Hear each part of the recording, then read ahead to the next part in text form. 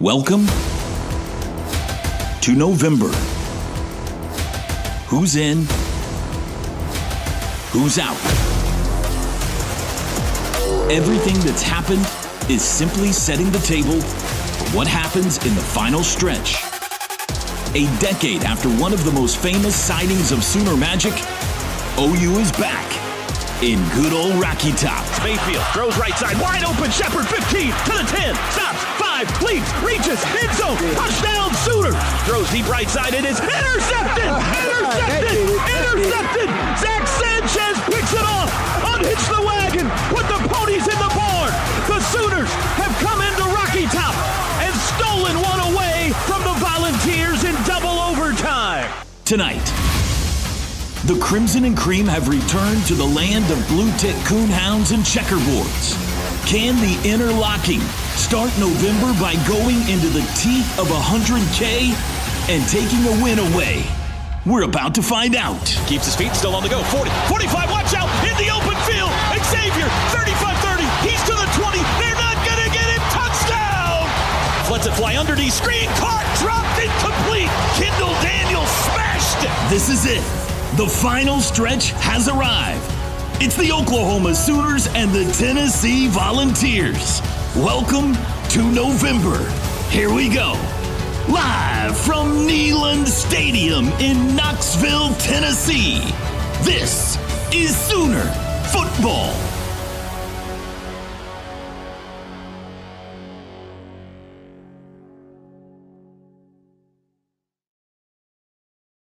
Southeastern Conference on ABC.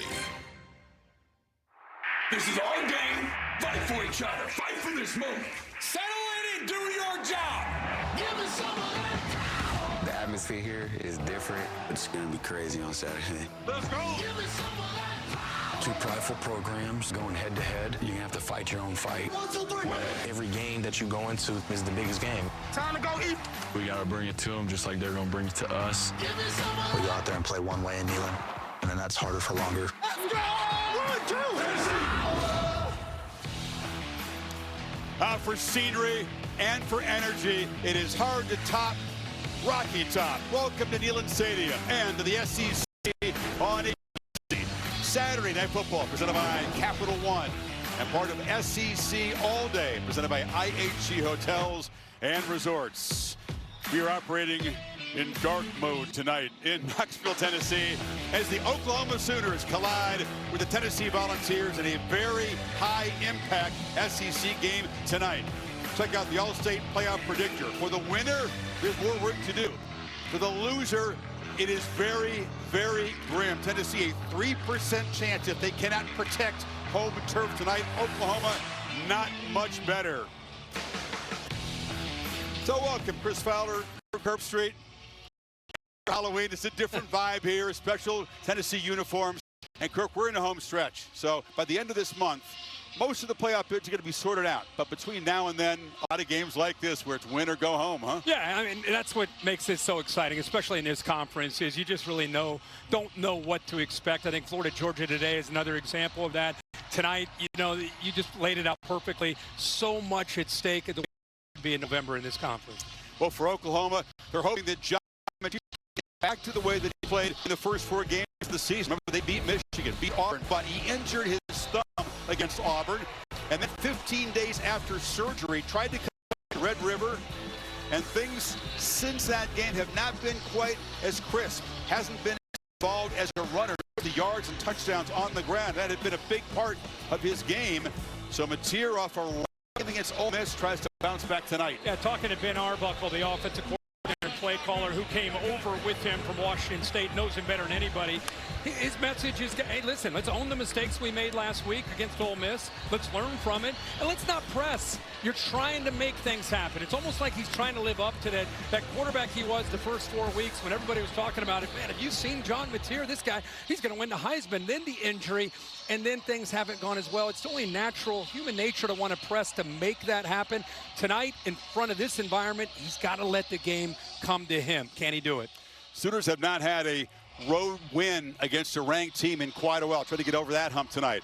Meanwhile, for Tennessee, they have not beaten a team in the SEC that has a win. Their combined victims record 0-13. Close against Georgia, lost to Alabama. Can they come up with a big W tonight? And I think their big emphasis tonight, and they've done a great job of it all year, is starting fast with Joey Aguilar. They feel that if they can jump on top of Oklahoma, obviously they can keep this crowd in the game. They can get themselves to really think that they can pull away and win this football game. But Joey Aguilar has been an incredible addition this year. They've been able to get back to being Josh Heupel's offense, which is run the football, stretch defenses out, and then take those big shots downfield. Aguilar and a great group of receivers have brought that, and the Sooners defense takes a lot of chances. Can they hold up against that vertical pass game is the big key to the game. Sooners stout on D, but not their best game against Ole Miss, and Tennessee's defense is pretty challenged, so they tend to get involved in a lot of shootouts.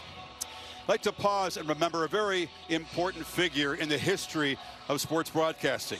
Bob Goodrich passed away over the summer at the age of 80. Now, Bobby played at SMU as a tight end in the 60s, began his career at ABC in 71. He produced college football for 22 seasons. Also produced 6 seasons of Monday Night Football, the Super Bowl, Indy 500, the Olympics, and many other events. We send our condolences to his loved ones, to the many colleagues who work with him, including some of those who are on our crew here tonight.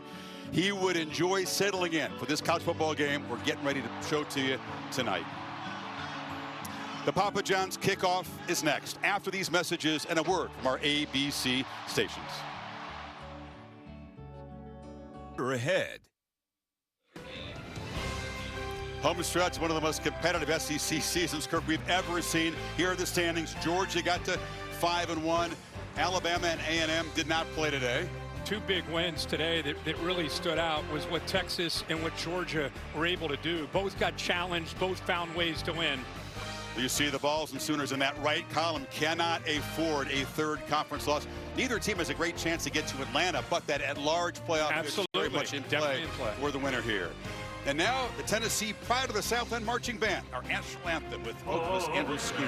Can you see by the dawn's early light, once so proudly we hailed at the twilight's last gleaming, whose broad stripes and bright stars through the perilous fight, o'er the ramparts we watched were so gallantly streaming, and the rockets were glad, our bombs bursting in air, yet broke through the night that our flag was still there. Oh, say does the star-spangled banner yet wave o'er the land of the free and the home of the brave?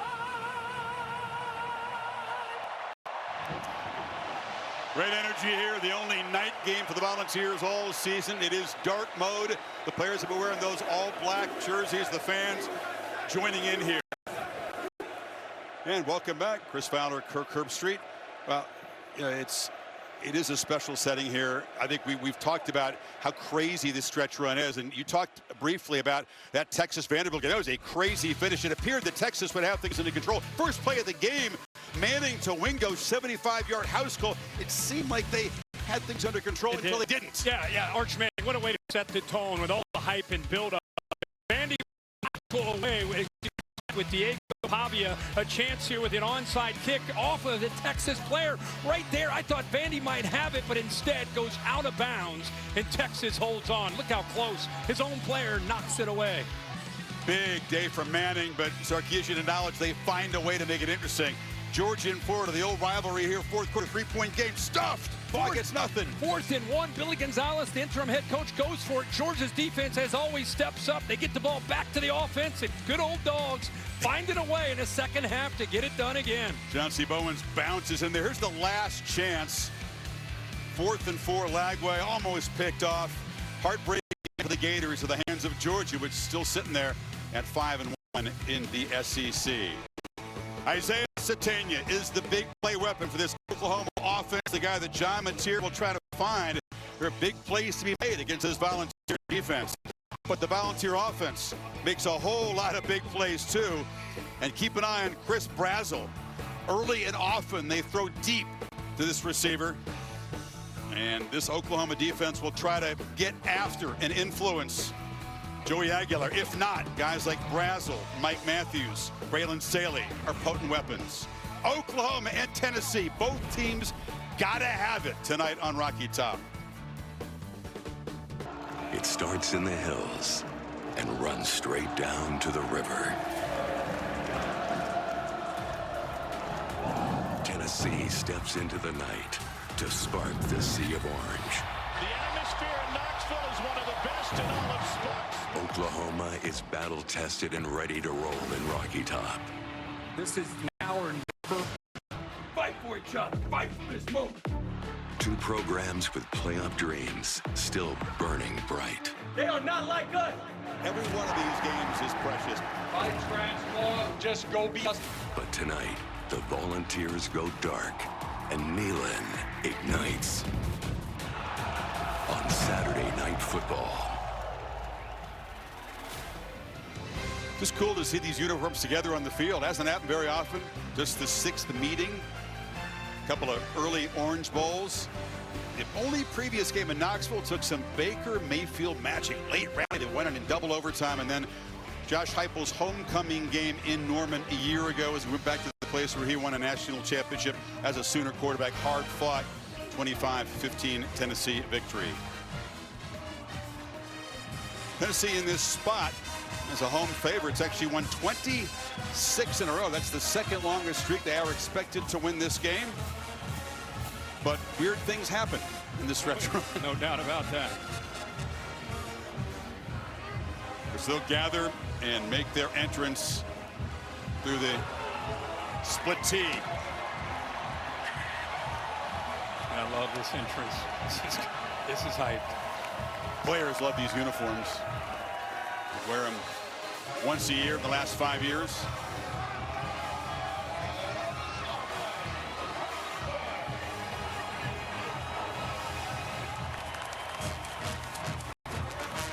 One of the biggest and loudest palaces in college football.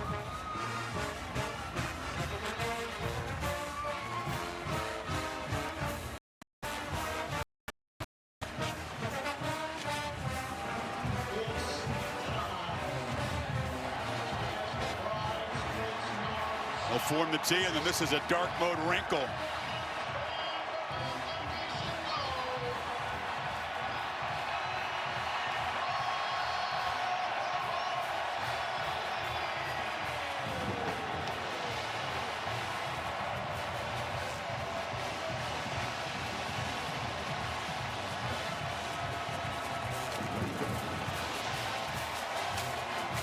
For Venables, for all the Sooners, first time experiencing this particular atmosphere. They're used to big game vibes. They're walking into a place that is highly energized tonight.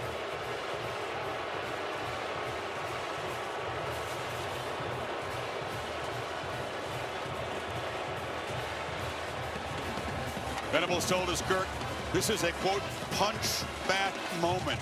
Punching back after the loss to Ole Miss, and he loves the fact that these teams got to come into all of this tonight. Well, great teams welcome this challenge. You find out what you're made out of tonight if you're Oklahoma. You've been tested, but this is the biggest test you've had all year. Venables' defense last year did a great job against the then potent Heupel running game. Better than anybody else stopped them, but it was turnovers that undid them. Nico Iamaleava came up with some big throws. Tennessee was in command. Michael Hawkins came in and tried to spark things. Jackson Arnold got lifted. In the end, it was a 10-point win for Heupel and a sweet moment in the locker room. OU defense, Kirk, allowing 240, tops in the SEC.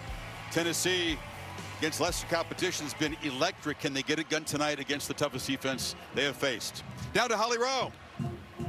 Well, guys, both quarterbacks have to be at their best tonight. For Oklahoma, John Mateer got off to the hottest start of just about any quarterback in the country in the first 4 weeks. But after breaking his hand, having surgery, he hasn't quite been the same. We talked to him on Wednesday, and he promised me that his throwing hand was not impacting his throws. But we did see him high-five a fan coming in, and he winces a little bit. Maybe the fan's just a little squeeze there. But he did say that he's not impacted by that. We talked to him about his mechanics, and his mechanics were drifting, not accurate in the pocket, and that's what he's really trying to correct today. And for Tennessee, Joey Aguilar has been terrific. He's the SEC in most of the offensive categories. He told me that he's very aware this is the SEC's top defense. He said that he's got to be really smart in the pocket, too, because he's got to move where the pressure is not coming from, be able to read and react to this Brent Venables defensive front that brings pressure from crazy places. He said his manipulation of the pocket will be the key for him tonight. We'll see Aguilar in the Vols offense first. Oklahoma won and deferred.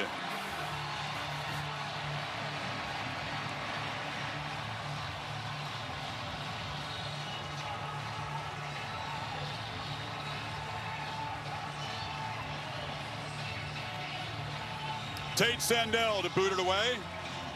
Peyton Lewis, part of the Vols running back rotation, back deep.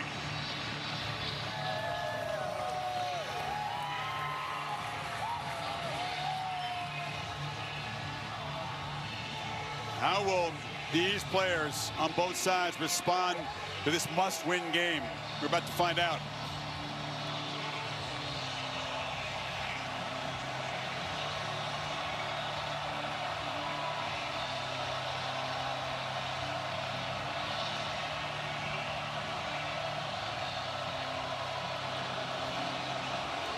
And the lefty Sandell boots it short enough to be returned. And he'll call a fair catch. And here comes Joey Aguilar, well-traveled, just a tough, resilient guy. Diablo Valley Junior College was near his home in the Bay Area.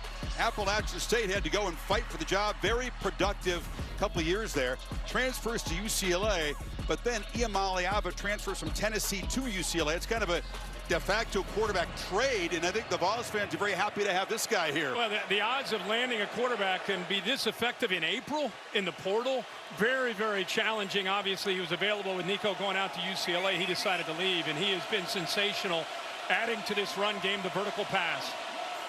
Tennessee, a very fast starting offense, fastest in the country. On the first play, ball comes out. Just came out of Aguilar's hand as his hand went forward. No signal of incomplete. That's going to be a fumble they recover, near disaster. The ball came out of his hand. His arm was coming forward. We're going to get Bill involved here on the first play of the game. Bill, what do you think of this? It goes backwards. Maybe it doesn't even matter. The ball looks like it goes backwards. That's a fumble. Yeah, if it goes backwards, it's a fumble. Yep. Get so focused on thinking about his hand and his arm coming forward. That's a lateral. Just when we say Tennessee's a very fast starting offense. You know, touchdown their first possession in almost all their games. Yeah, you and I were down there with Brent Venables, and he told us, man, the first quarter, this team is as good. In fact, they scored more points in the first quarter on average per game than anybody in the country. And his message to his team is, we've got to start fast on defense. And after that miscue by Aguilar, got him behind the sticks, a chance to get this Vols offense off the field. See if they bring pressure on this 3rd and 15. They do. Aguilar hit as he throws, and it's way over the head of Miles Kitzelman. Pressure did come from Robert Spears Jennings. There is a flag down. It's in the secondary. I think they have defensive holding here on the Sooners. Defense number 4.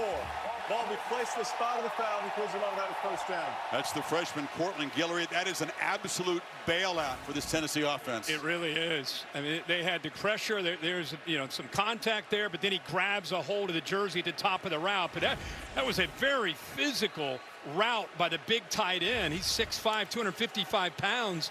Ran right into Guillory. He just kind of held on there initially, but I think grabbing the jersey at the top is what brought the call. Giving away 70 pounds in that matchup. Aguilar downfield, and it's bobbled and incomplete. Guillory again was in coverage against Chris Brazzell, a big play weapon for this offense. This kid Guillory is going to be a superstar. Watch him on the far right. He's matched up against Brazzell, 6'5" as a receiver. He just went against a tight end. Again, as a young corner, the fact he's able to give him that cushion, has confidence in his speed, most importantly had eyes on the football to be able to break on it. And there's a ball. Brazzell's got it. And it's a first down out across the 45. They pick up 17. Great job giving him time. He was able to navigate the safety who had cheated down Robert Spears-Jennings, kind of used his eyes to move him outside, and then made a great throw. Quick timeout taken by Venables on defense here as the Volunteers are throwing punches early. Yeah, and watch this read here. He's just going to this is the safety I'm talking about, who he's reading, Spears-Jennings. Watch how he kind of cheats down. He's going to move him to the outside, and there's the opening right there. He had to respect the tight end, and they stretch you so far horizontally that they create those seams into the teeth of the defense. And boy, it devolves. This game started so fast with that looked like, you know, the fumble, and they get him behind the sticks, and it looks like they get him off the field, and then the interference keeps the drive alive. And after 4 plays in a minute and a half, Venables spending an early timeout to try to sort some things out on defense. Yeah, and that's a matchup. Brent Venables, of course, he worked with Josh Heupel when Josh was at Oklahoma with Bob Stoops then as the head coach, very familiar with each other. And it'll be a great chess match between those two. Yeah, because of that familiarity. Venables tries something unique, different that he hasn't shown before every time he plays Heupel, and Josh will bring a bag of tricks that he hasn't shown before too. Pitch to the end, and this is Mike Matthews. Matthews is free. Matthews deep into Oklahoma territory. So already you see Matthews and Brazzell, the two weapons out wide, getting involved. Yeah, and a great block that time by Staley up front. Again, they stretch you. They're going to make you respect the perimeter of their offense. Quick throws like that, you better be ready to tackle in space. You got 37 on that play, and now Deshaun Bishop tries the left side. Yeah, 121-38. That's how Tennessee is outscoring opponents in the first quarter. Yeah, and when you play them in Knoxville, obviously that's how they keep this crowd in. They get makes it that much more challenging with these fast starts. OU's has been a fast starting defense. They've only allowed all season 15 points in the first quarter. Flag down. Aguilar from the pocket. Crossing route. Wide open is Kitzelman, who walks into the end zone. But that flag right at the line of scrimmage. I think Tennessee's receivers, I don't know if they were set on the left side, but looking over to the sideline, the ball was snapped. They didn't have their feet set. This should come back. Formation offense. Number 14 did not have his shoulders parallel with line of scrimmage, therefore he's not a lineman. 5-yard penalty, repeat second down. Yeah, Braylon Staley, excuse me, the slot receiver. They move him all over the place. They do. Yeah, Staley and also Matthews. You'll see them both to the left. You see them here and here. Watch them turn. They're getting a call from the sideline. By the time they turn around, the ball is snapped and they're not set. So Oklahoma catches a break there. You don't hear that description often. His shoulders were not parallel to the line of scrimmage. The snap. That's how fast things are happening here. Play 7 of this opening drive. 2nd and 15. Bishop has a crease, cuts back, and weaves his way for a 1st and goal. Deshaun Bishop rips off 16 yards. It all starts with their running game. We get so enamored with the passing game, and Josh Heupel, they stretch you out. At the end of the day, they have to be able to establish the run game. And that time they got a great block by Staley to open that one up. Bishop's got it again, and he runs right into heavy traffic. Got in a bear hug with Dominic Williams. Owen Heineke was there to help. And a lot of moving and slanting up front for this defensive line. And that time Williams just jumped around a blocker and is able to be right there in the hole. So it's going to be a game of momentum and a game of speed for both of these offenses. Which defense can handle these body blows and the adversity that they face? Tennessee with a 2 tight end set. They don't do it that often. They're 2nd and goal. Interesting looking backfield. Both tight ends in there along with Bishop, and they throw it across the middle. Caught for a touchdown by Braylon Staley. Ball strike quickly again.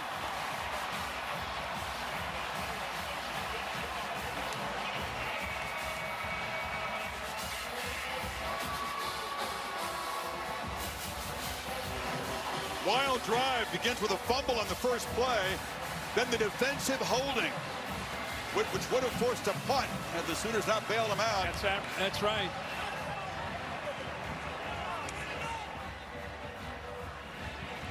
Max Gilbert.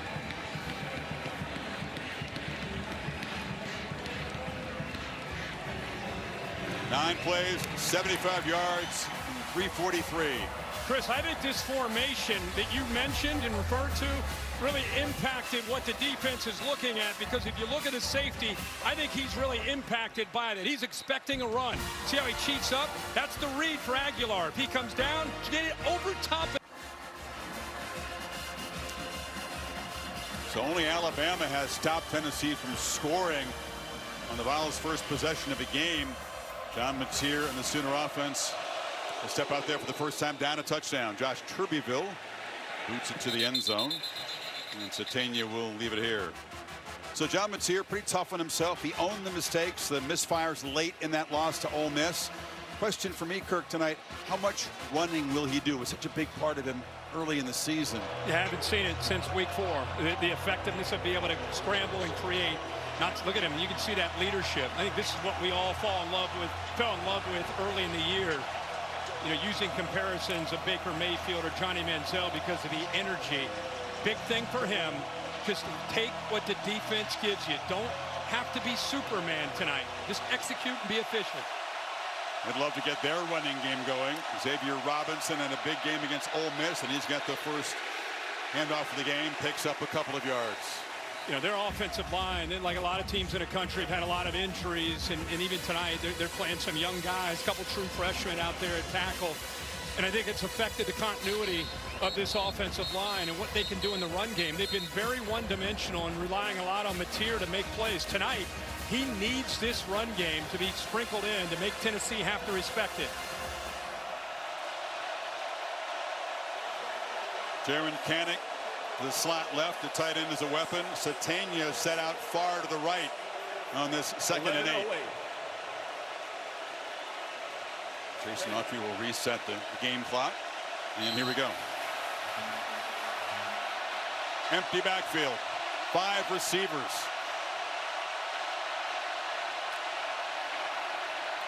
It's here out quickly. Deion Burks makes the catch. He's going to be stopped just short of the marker. They're going to move it. Actually, they're going to spot it up at the 35, and it is a first down. Good job. Chess game on the other side. Ben Arbuckle came over from Washington State with John Mateer. Tim Banks, always loved sitting down with him. Every week we get a chance to call Vols game. Very, very enlightening and forthcoming on what his defense has faced this year with some of the injuries that they've had to deal with. And they thought when the season started, Jermon McCoy and Ricky Gibson, maybe the best combo tandem of corners in the country, and both out all year. Robinson off the left side. Yeah, McCoy hasn't been able to recover from that injury at the end of last year. And then Ricky Gibson injured against Syracuse in the opener. Guys have had to really step up, including Ty Redmond, a true freshman. Yeah, Ty Redmond and Colton Hood, who came over from Colorado as a portal guy, and they thought he'd be a nickel and maybe a third corner. And he's had to be the alpha. He's really had to step up and play through some pain and injuries, and he's done a heck of a job coming over from CU.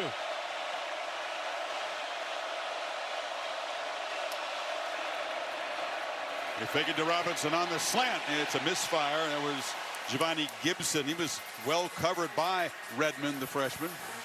3rd and 6. Yeah, it's much as we're talking about the corners and the injuries, Tennessee still will play man-to-man. They still will put these corners on islands and challenge it. That's a true freshman. You see a freshman on the other side playing for Oklahoma, and Guillory wearing that same jersey, number 4, and Redmond on the other side for the Vols. Getting off the field on 3rd down has not been a strength for this Tennessee defense. They were elite in this area a year ago. It's been a struggle in 25. Best pass rusher right there, Joseph's 19. Mateer Tried to navigate the pocket as it was collapsing around him, and it's incomplete. Tried to find Kanik. Andre Turrentine in coverage. Sooners will punt. This is tough because the pocket collapses on him, but watch his feet here. Mateer is an athletic guy, but watch his feet. Slow it down as he releases the ball. He jumps both feet off the ground. It's really hard to get anything on this football. Watch his feet. Both feet in the air to make that throw, and just didn't have enough on it to get the ball there. Grayson Miller in a terrific season punting for Oklahoma to kick it away to Boo Carter. Set up inside the Tennessee 10.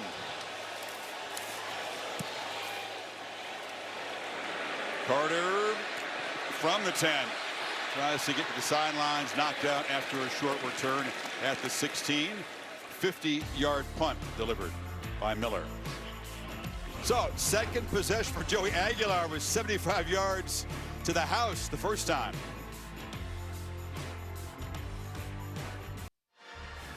So he was bringing the heat, brought to you by Sonic. Sooners like to affect the quarterback. Good luck. Look how fast the ball is out here. No doubt. I mean, it is quick pass again, stretch you out. But they run the football. I mean, this is what makes this offense. This is not just an offense that wants to play out on the perimeter and throw the football around.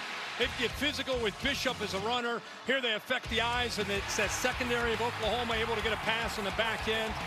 And remember, this offense starts faster than anybody in college football, averaging 15 points per first quarter throughout the entire year. And that was Oklahoma's biggest nightmare, was trying to match that quick start, not get down by 10 or 14. They better step up here. Yeah, it's not a defense that's used to being staggered early. Up the middle. Bishop, quick dart for about 5. Jaden Jackson got him down.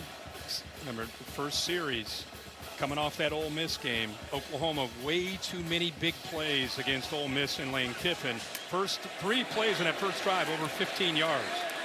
Aguilar has time, right down the seam, and the catch is made by Staley, knocked loose. Looked like he had it in his hands, and then the shot was delivered by Peyton Bowen to knock it loose, and Staley still down on the field.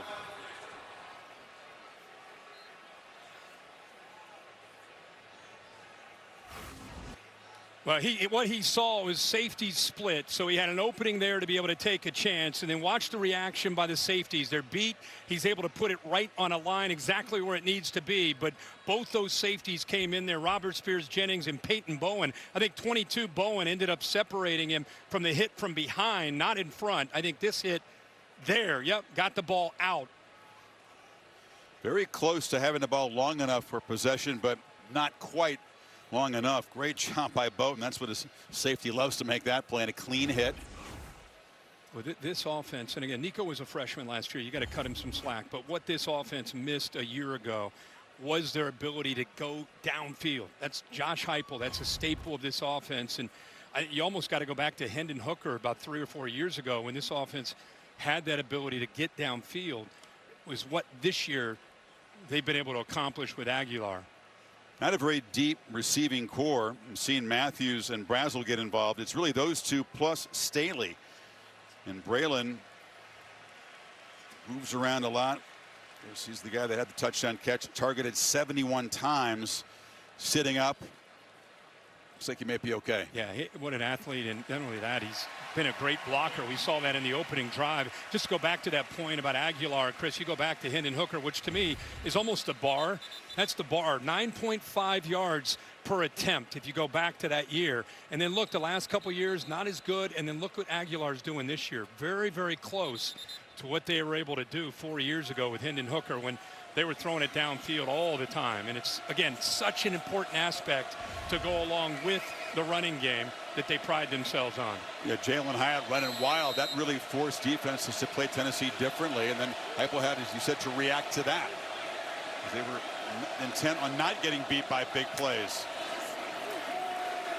Third down, launching downfield again, and the catch is made by Ethan Davis. The tight end can get vertical. Just in case you forget about him, number 0. Yeah. Heck of a job of picking up the blitz by Bishop, and then you get the ball. Again, we just really on cue, they're able to find those one-on-one matchups and hit another big one. 40-yard chunk, and then Bishop's going to be dropped behind the line of scrimmage. Play made by Kip Lewis. Watch Bishop 18 pick up the blitz. Just kind of eyes it, sees it, not surprised. And you've got to hold up on islands. It's such a tough thing to do. That's a big tight end at 250 pounds getting downfield fast. Aguilar fires, far side incomplete. If we get a chance, there's a flag, a couple of them, by the way, as David Stone was rushing the passer. Personal foul, roughing the passer. Defense over 0 for contact to the quarterback's head. 15-yard penalty for previous spot, includes an automatic touchdown. Another major penalty against Oklahoma. And not only is it a major penalty, it's after an incompletion. It was going to be 3rd and long. There's the hit to the helmet, the headgear. An obvious call there. Second time we've seen a miscue when it comes to rushing the quarterback, and the defense just kind of not playing with discipline there. It's got to drive Brent Venables crazy. That's 3rd and long after that incompletion. Instead, a first down to the 25.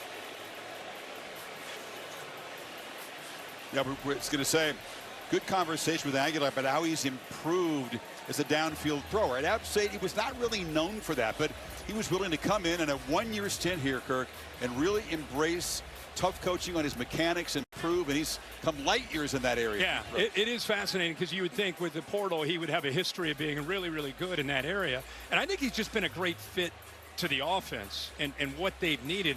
Also, let's not move past the group of receivers. Tennessee in the past, they've had one, like a Julian Hyatt, 1 or 2 guys.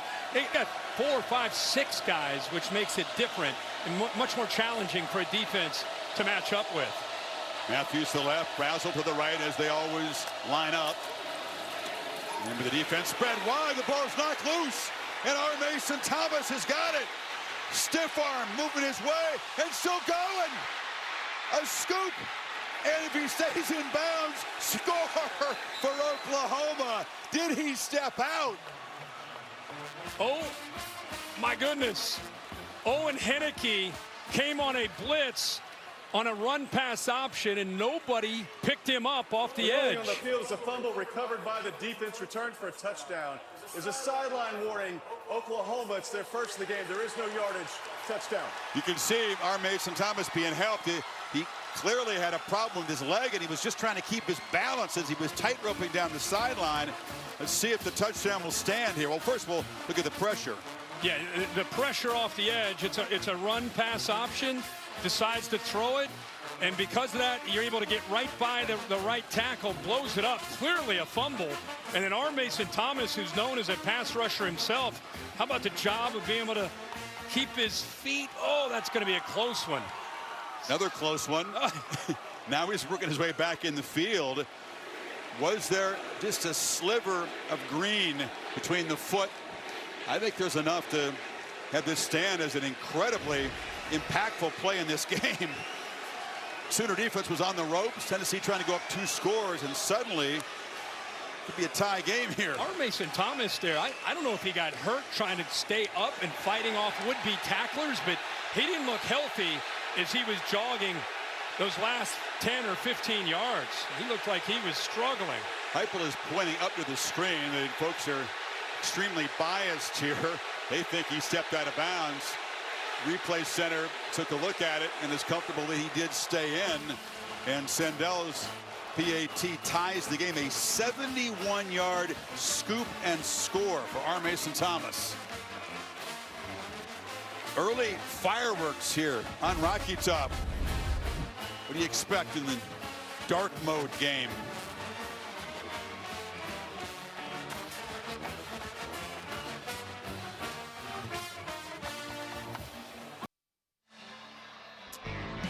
Beautiful night in Knoxville. Aerial coverage brought to you by Goodyear. Tried, tested, proven legendary. So Owen Henneke with the 31st Oklahoma sack of the season. Knocked the ball loose. He's out there covering this kickoff. Scooped up by our Mason Thomas, and we'll have an update on his health from Holly as he went into the medical tent. Suddenly it's 7-7. And this 14-point swing, Chris, because on this RPO, the safety's right here. He cheats down. That's the read. And once you make that read, you got the slant behind it. If they don't come up with this sack, look at this. That's probably a touchdown right there. Instead, sack, fumble, and you're going the other way. And this is a huge story. Our Mason Thomas, who made a heck of an effort just to stay up, what was that, a 15-yard stiff arm? But at the end of that, he starts to run. Towards the end, you can see him laboring after he comes out of this would-be tackle. He goes down that sideline about 2 or 3 steps later. Boom, right there, it hits him. And we'll have to keep an eye to see if he's able to come back. Star Thomas in a tailback for Tennessee. Picks up a few. Holly, what do you have? Well, guys, our Mason Thomas is in the injury tent right now. From what I've observed, he's being evaluated for a hamstring injury.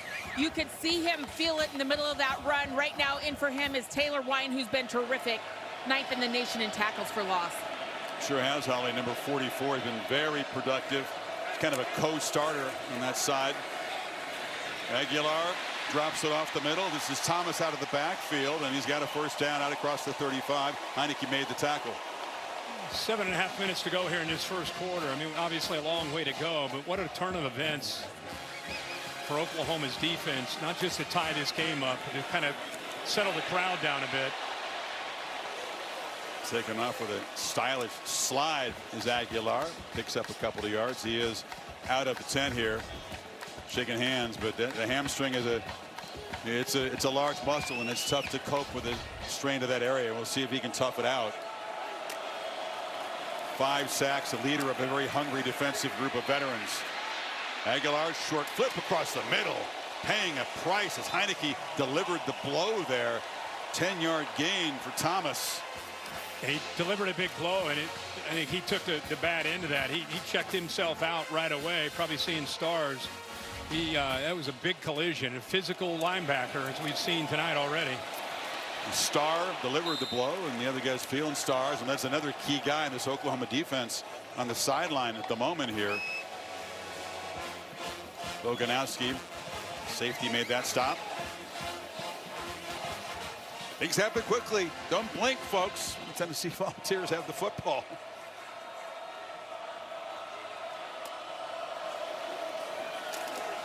Aguilar across the middle, and the catch is made right near the marker. And Staley again, who's back in the game. It's a zone pressure, simulated pressure, where you play zone on the back end, but you bring 6. They did a good job of picking it up and sitting down in the soft spot of the zone, and the crowd reacting to an Oklahoma defender against his tempo going down after the play. Speaking of sitting down, yeah, that's Grayson Halton, the defensive tackle.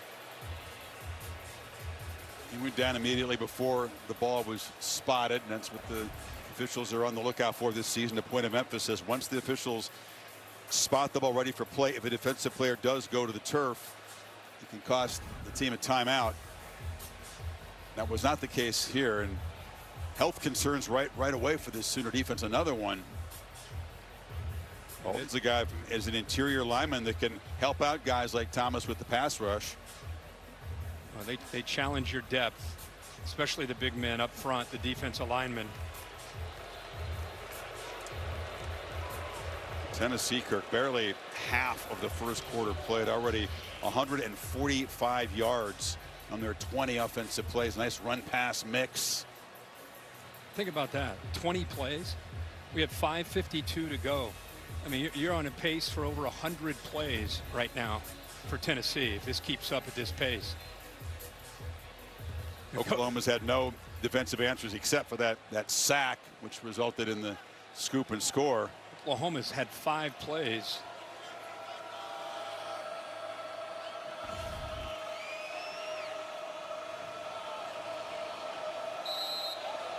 So they're losing guys to injury concerns, and they've already been on the field a lot.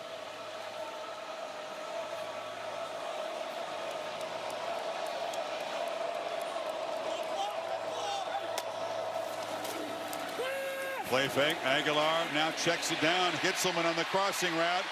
And the former Crimson Tide tight end is going to be shoved out. But another big chunk play. Got 19 more.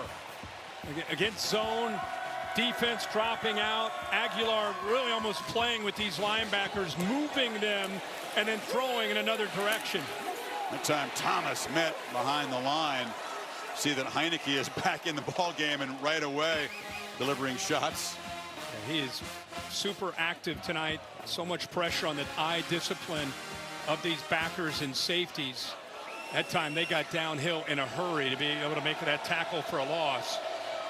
Remember, they're #1 in the country in tackles for a loss. They like to get you behind the sticks. Aguilar pressured, and he's going to be sacked for a 3rd time tonight. So no R. Mason Thomas. She got Danny Okoye off the edge, getting involved. The Tennessee offensive line that is only allowed 9 sacks all season coming into tonight. Yeah, miscommunication up front, and Brent Venables doing a lot of different looks when he gets the chance to be able to do that. He's trying to challenge the communication, and that time really did a good job there of Pendleton, the center, came over but didn't have any help at all. It's David Sanders Jr. He's that 5-star recruit, the freshman who's starting at right tackle tonight. Played in 4 games but has been battling injury. And they're checking him out. Looks like a lower body concern. Watch from behind. Boye kind of knocked into an ankle. Yep. Bending in an awkward ankle. You can see right away the grimace from Sanders. Very talented 6'6", 305-pounder from Charlotte. Interesting adjustments they've made to their pass protection. It's something you see a lot of the Amazon games you do on Thursday night. You know, they call it pull protection, where they actually pulling the guards out like it's a run play, and it forces guys to really play in space against edge rushers. It's challenging for an O-line. Well, it's challenging, and it helps affect the eyes of the linebackers because they see a pulling lineman, especially at the college level. They're just assuming it's some kind of a run play. So it's a nice wrinkle. Josh Heupel wasn't big on it initially, but I think over time realized that it's a very effective way. But coming in tonight, it's been feast or famine for both Oklahoma's defense, either sacks or they give up big plays, and for Tennessee's offense. It's either protect and hit big plays or give up sacks. 6 plays tonight of 15 yards or more. Think of that. 6 plays of 15 yards or more, and also 3 sacks. So that trend continues for Tennessee. And that sack sets up a 3rd and 20. They are in field goal range, but barely. Sooners not showing pressure, dropping 7 guys back into coverage.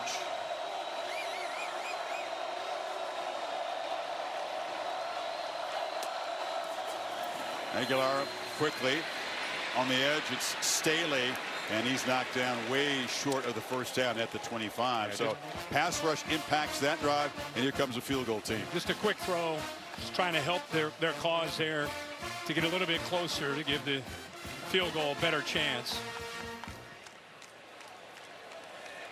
Max Gilbert, sophomore from Memphis, very solid season, 10 of 12. This is from 45.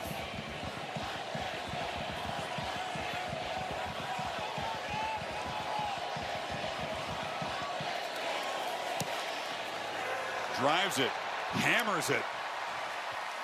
Got it up in that second level of seats. Would have been good from 55. So Volunteers reclaim the lead.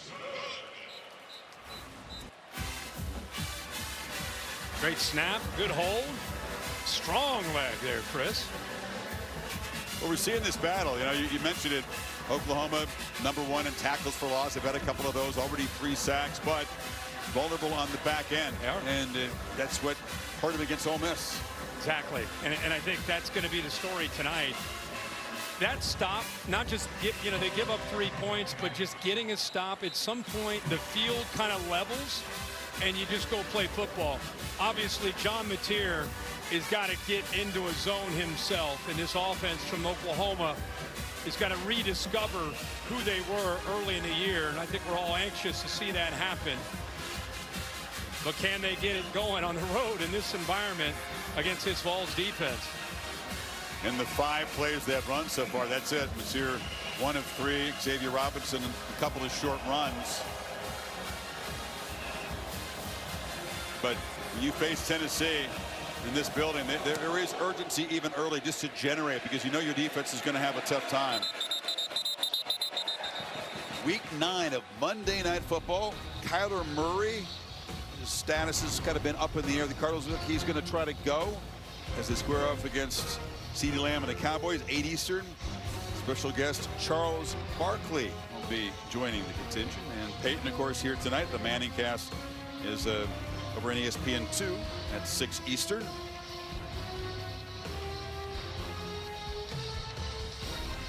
Living legend, Peyton Manning. I'm wondering if perhaps Baker Mayfield, Oklahoma fans or the folks weren't positive he's going to try to make it, but a bye week for the Buccaneers, I believe. Not seen him tonight yet. Sam Bradford was here, but I don't know if Bake's here.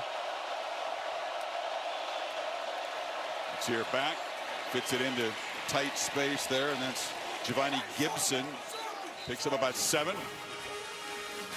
Sooners trying to use some tempo now. They're going to go fast. Spreading them out, empty set. Here takes off.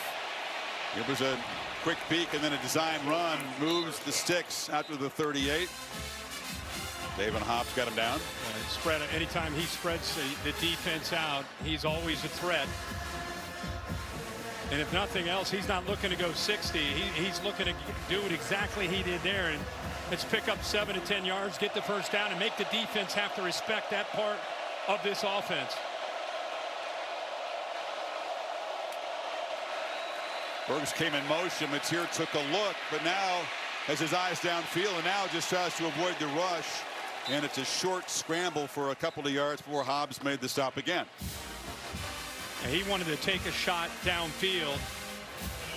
Kept the back end, give him just enough time, but it was good coverage downfield, nothing open. And instead of checking it down, he didn't have a check down. He had to use his legs just to get some positive yards. He's a guy that's capable of long distance runs. Had a 51-yard run earlier in the season. Has run for 5 touchdowns, but again, not much of that since he's returned from the thumb surgery. Been protecting that. Play clock at 2. And a timeout was taken. No, I think they got delay a game unless they got the timeout late. They were signaling. Snap. Delay a game. No, did not get it signaled.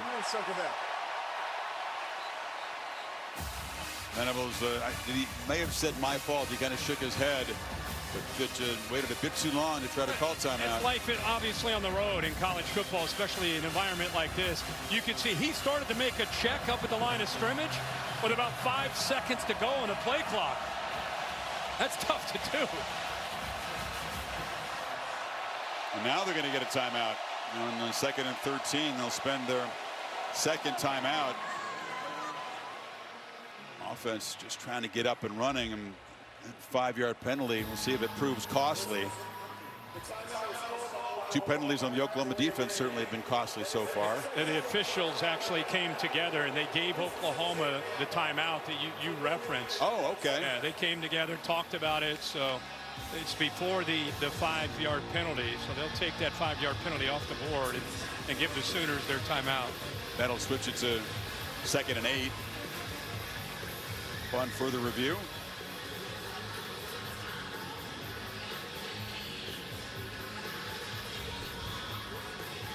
It's life in the SEC. I mean, not they didn't face tough environments in the Big 12. They did, of course, and they got everybody's best shot for decades in that conference. But week in, week out, yep, step into places like this, and it is a serious challenge to operate. You and I did the Michigan game with Holly, our whole crew, and we talked even then about the schedule, the daunting schedule that Oklahoma had. And here we are in the first weekend in November.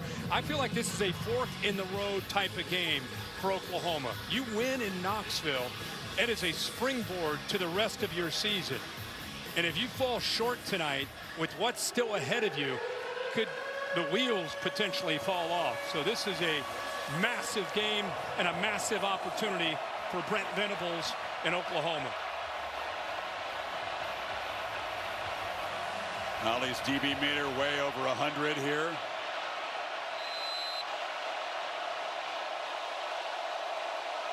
Satania goes in motion. They hand it off inside to Xavier Robinson.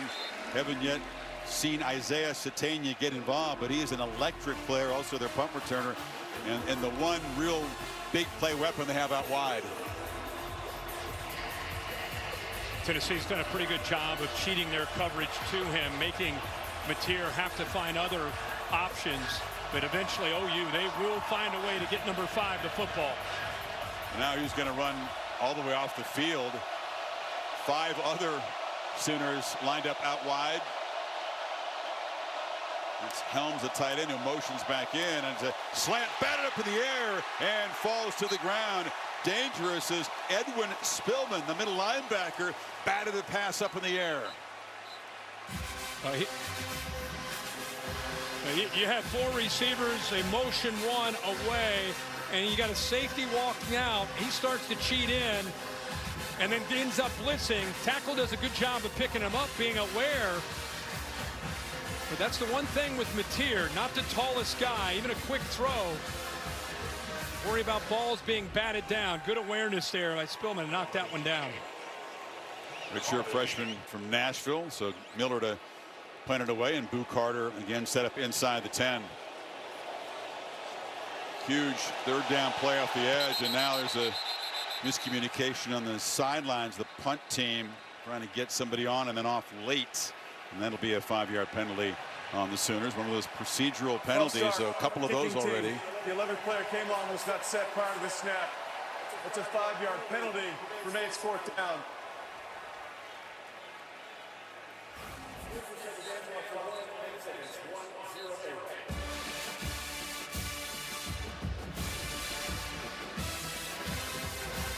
Oklahoma now 34 total yards and 29 penalty yards. You hear me on that one? 30, I heard you. 29 penalty yards. Tough first quarter. They're lucky to be in this game right now. And the 2 penalties in the defense. Now the snap is just dropped.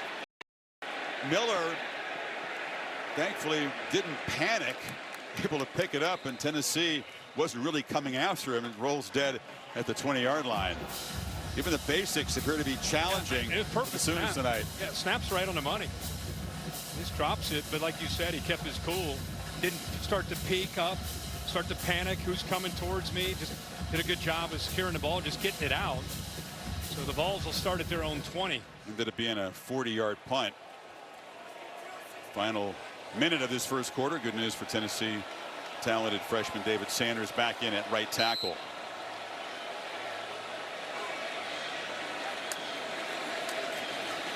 Quick flip. And again, that's that tight end Ethan Davis. Had the big downfield play earlier. Stopped after a short gain by Heineke, who was all over the field. Yeah, Kitzelman is the tight end that, you know, is out there when they're not in that 12 personnel with 2 tight ends. But boy, Davis is a good-looking young player. Aguilar keeper dives forward. It's going to be near but short of the marker. Picked up 7. Final 30 seconds. It'll be 3rd and 1. He's a big quarterback, 6'3", 225 pounds. But again, he can run the football, and there he showed it. Hands it off this time. Yeah, Aguilar, powerfully built, lower body. It's the area they wanted to get more involved in his throwing motion. Use those strong legs. Yeah. And drive the ball, and he's one of the adjustments he's made, which has produced a lot of these nice downfield throws. End of a quarter. Tennessee dominant, but just up by 3. Back after this message and a word from your local ABC station. You're watching the SEC on ABC.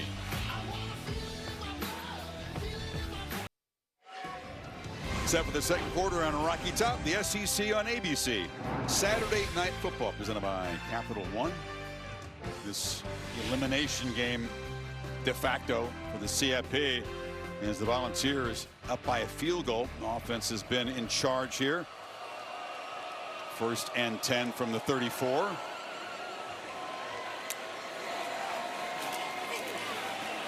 Into a clogged middle, not much for Peyton Lewis. Holly, injury updates from that Sooner sideline.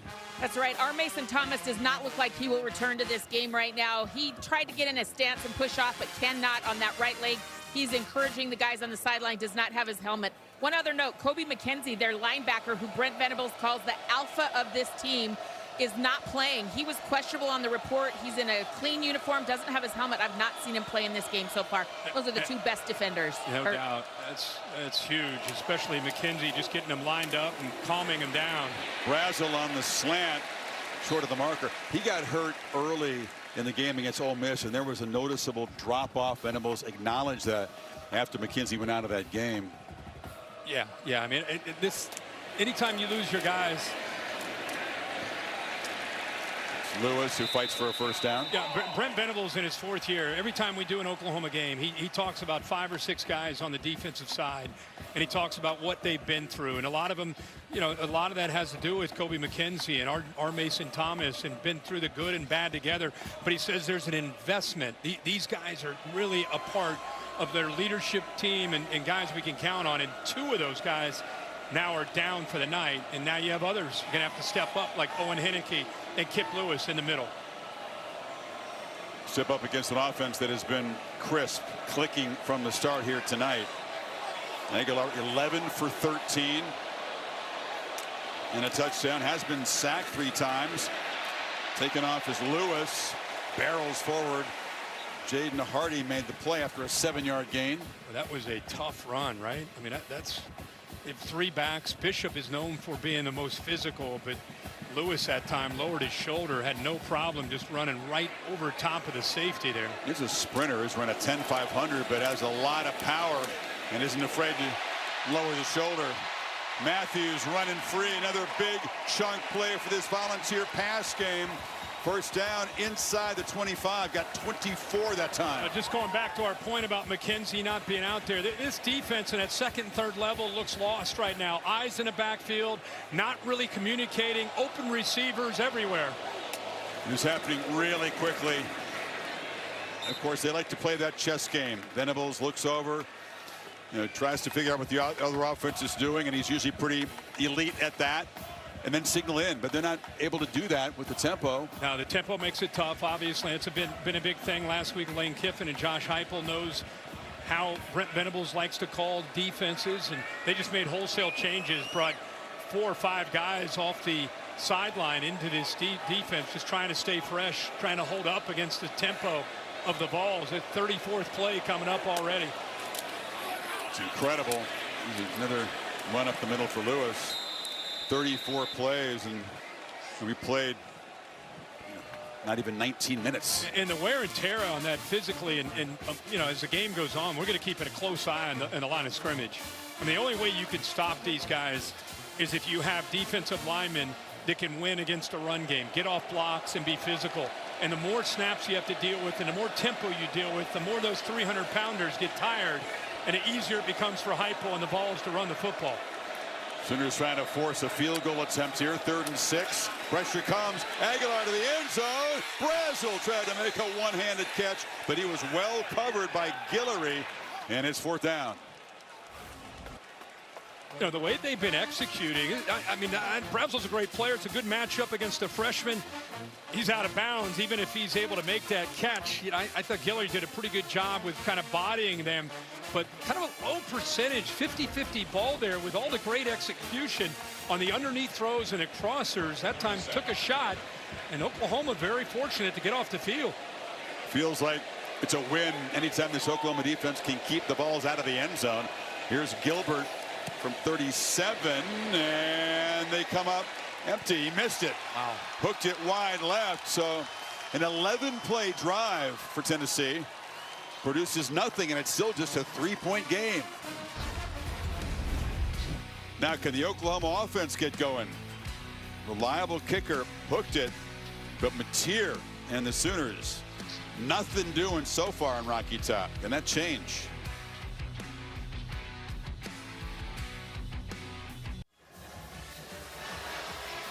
Well, your favorite team's chances of making a playoff are constantly changing based on other results. ESPN.com/All-State Playoff Predictor is the place to check it out. And up on the inside there, Robinson stopped. Of course, Tuesday, the first CFP rankings come out, and they'll replace the AP poll. And there's the rankings that matter as we head down the stretch here in November. Oklahoma's offense has got to get going. This is a Tennessee defense that has really struggled to stop just about everybody this year. A huge step back from last year's elite defense. And Oklahoma has done very little with their first 11 plays, 36 total yards. It's Robinson who comes in motion. Mateer steps up, escapes a lot of space. Mateer weaves his way for their biggest play tonight by far, out to the 45, a 22-yard scramble. You get motion, which gives you an indicator of man to man. Now you got a linebacker blitz, and then look at all that grass. Good job of being able to pull out of that potential, bring down that sack by West, and then big yards with that blitz. Mateer steps up and almost intercepted through a little dart that bounced off the hands of Robinson, and then Jaden Perlott had a chance at the pick. Yeah, maybe I'm just off. Maybe this is part of it. You know, quarterbacks today with quarterback gurus and coaches, that maybe they throw different ways. Watch my man again with jumping in the air, both feet off the ground, and throwing the football. It must just be maybe it's something he's comfortable in doing. The second time we've seen that from him. I don't recall, when we've called 2 of their games before, him elevating into the air with both feet and throwing the football. Feet planted for this long throw to the sideline to Gibson, and a flag comes in. The tackle by Redmond, and a couple of flags along that Tennessee bench. That's got to be on Perlotti, right? 27 coming in there late. After the play, still foul. Late hit out of bounds, defense number 27. 15-yard penalty includes an automatic first down. They say he's the future. Perlotti is a freshman, Buford, Georgia, tall, rangy guy. 6'4", 210, a great athlete, but this is unnecessary. It's a true freshman just being aggressive and too aggressive.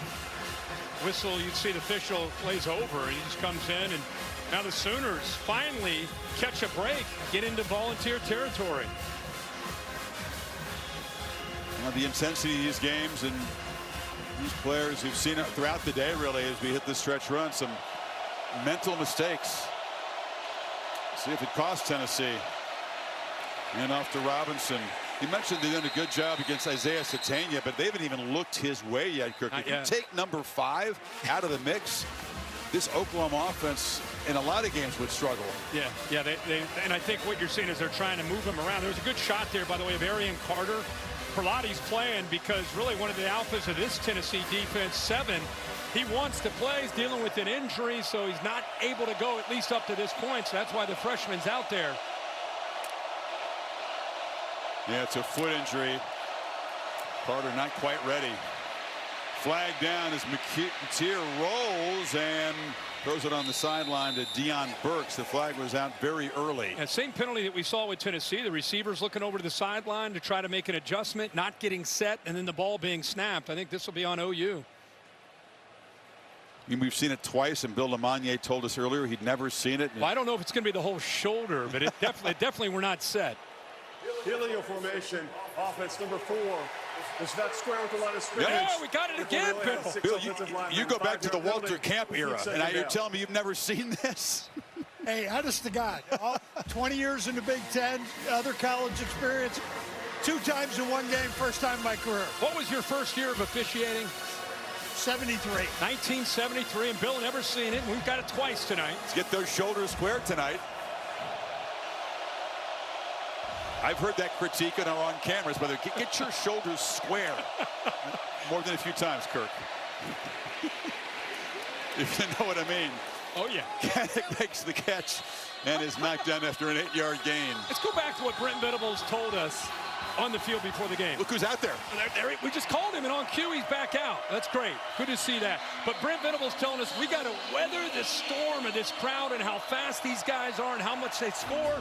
They're down 3. They've weathered it. They're in Tennessee territory. Huge third down in this environment to keep this drive alive. 0 for 2 so far, needs 7.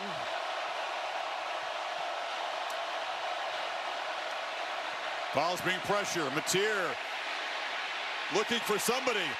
Escapes, is knocked down. He's going to pick up a yard. Flag is out. Tyree Weathersby hammered the quarterback. Short sack, and it's 4th down. A holding call.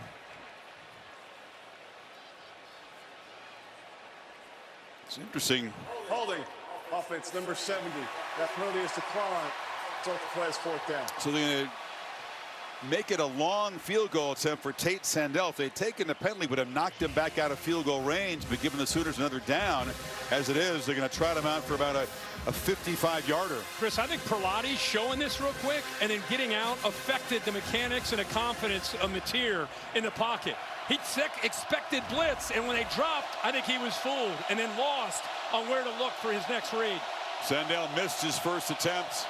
As a Sooner against Michigan has made 14 in a row, and the lefty from 55 drives it right through. What an addition Tate Sandell has been. Sooners have a kicker, and we got a tie game. And then he mean-mugged. You don't see that from a kicker. He's down there talking a little trash after 55 here in Knoxville. I don't blame him. This is a beautifully struck kick. Oklahoma takes it 43 yards. We're helped out by the penalty in that drive. We're dead even midway second.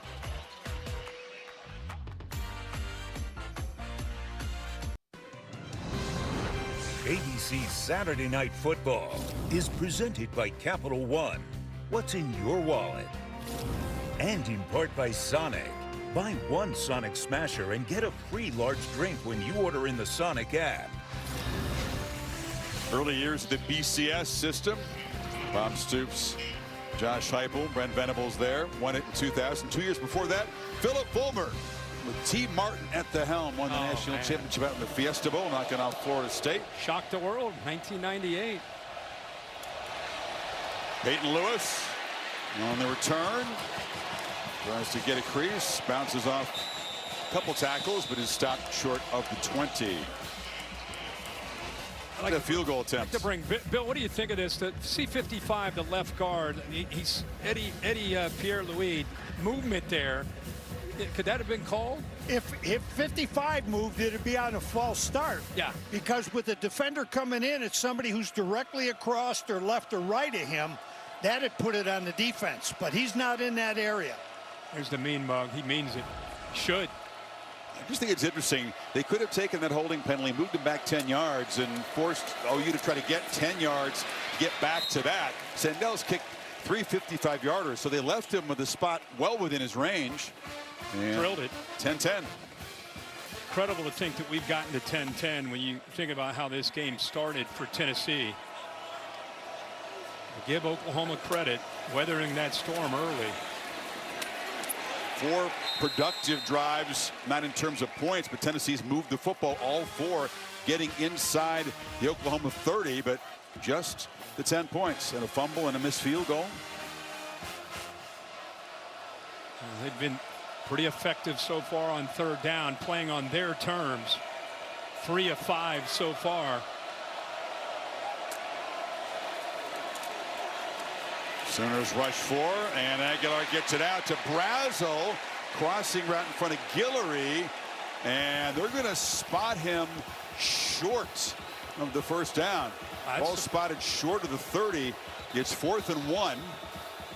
And the only thing I could think of is that his knee must have touched. I mean, it looked like by the time he came down that was the first down. And I know that's what Josh Heupel wants to take. It's under review, guys. Okay. The knee must have come down. Where's the football right there? That's a tough angle to really have a definitive thought. It was it's kind of a crosser man coverage, put it out in front of him, gave him a chance to run after the catch, and here's a good look at it right here. Does the nose of the ball get across the 30 when it looked like it did there? Yeah. Take a look at from the pylon here. Aggressive. Get that left calf out of there. Get lean around the calf. I'm working around. It wasn't the best look. Jim Laborde is the replay official. Jason Autry in charge of the crew. Often tough to spot that in real time, but it did look to the naked eye like he had gotten across. Yeah, I thought the 30. That second look showed it pretty clear.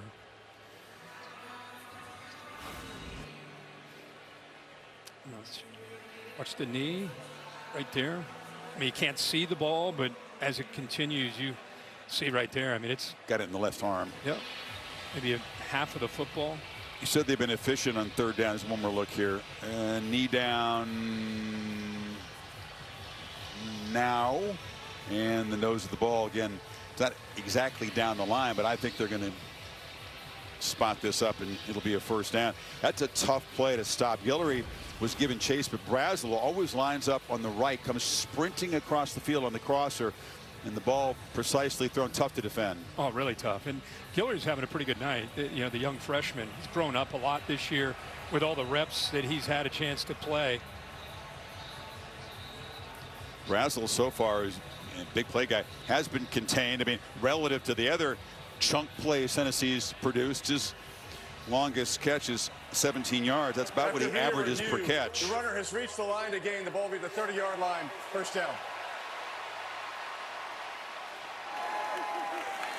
Brazel, Matthews, and Braylon Saley, as you said, pick your poison. All three of those guys very, very tough to cover. Yeah, I really, it's been a fun group to watch this year and see them grow around Aguilar.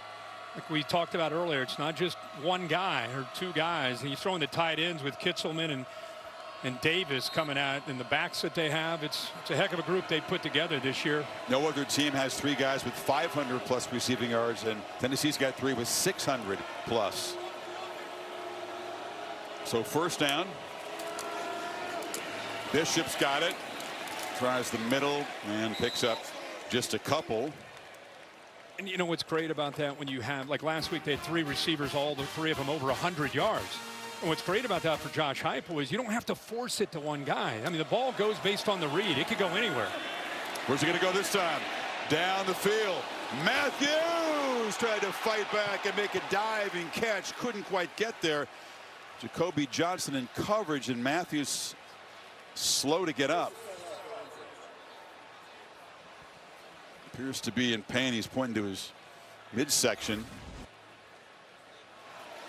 Jesse Perry, by the way, right guard for Tennessee, also down. So the athletic trainers spread out here as they look at the receiver and the offensive lineman. Looks like he may have landed on the ball. No. We'll step aside with these multiple injuries are examined. Both Venables and Heupel support ESPN's Youth Sports Initiative, Take Back Sports. Kind of a disturbing study to some of us. 38% of 6 to 12-year-olds, that's it, playing sports on a regular basis. Many of them quit by age 11. TakeBackSports.org is the place for tips and resources to help your kids enjoy youth sports. We've got to change that trend. So much to learn from being involved in team sports. So many life lessons. Matthews walked off, but replaced by Rodarius Jackson for the moment. Meanwhile, they go to the right side, and Brazel makes a sliding catch out near the 45. Got a dozen. Aguilar really doing a nice job of seeing the field. And when Oklahoma is playing zone, these receivers are finding the soft spot, and he's had just enough time to be able to move some of these safeties. Again, kind of manipulating the coverage and making good throws. Bishop tries to bounce it. He's going to be swallowed up by Owen Heineke tonight, who has stepped up. You know, McKenzie's out of the game. We've seen R. Mason Thomas. Heineke was out briefly, but he's been all over the place. Watch this job here, and it allows Heineke to be able to finish. But R. Mason Thomas is down, so you need Taylor Wine to be able to step up and win like that to be able to defend this run game. Let Heineke clean it up. Great play, showing some physicality there on the edge. 2nd and 10. Aguilar, quick drop, sideline pitch. Staley's got it. He's going to be spun down quickly, and a flag comes in. Sammy Omosigo is going to be penalized on the tackle. Personal foul, face mask, defense number 7. 15-yard penalty added to the end of the run. Includes an automatic first down. This is another major penalty on this OU defense. This was an obvious one. Gets his hand on the shield. Yeah.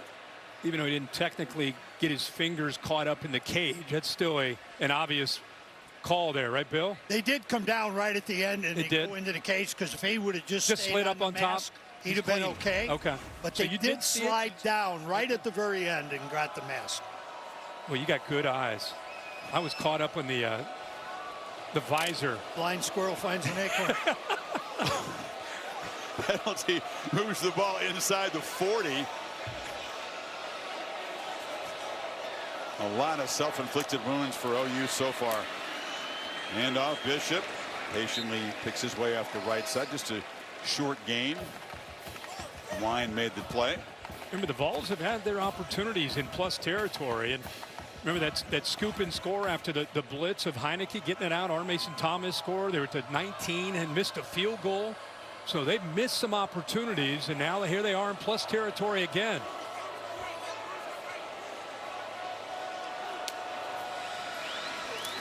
Play fake. Aguilar launches down the middle of the end zone, and it's intercepted.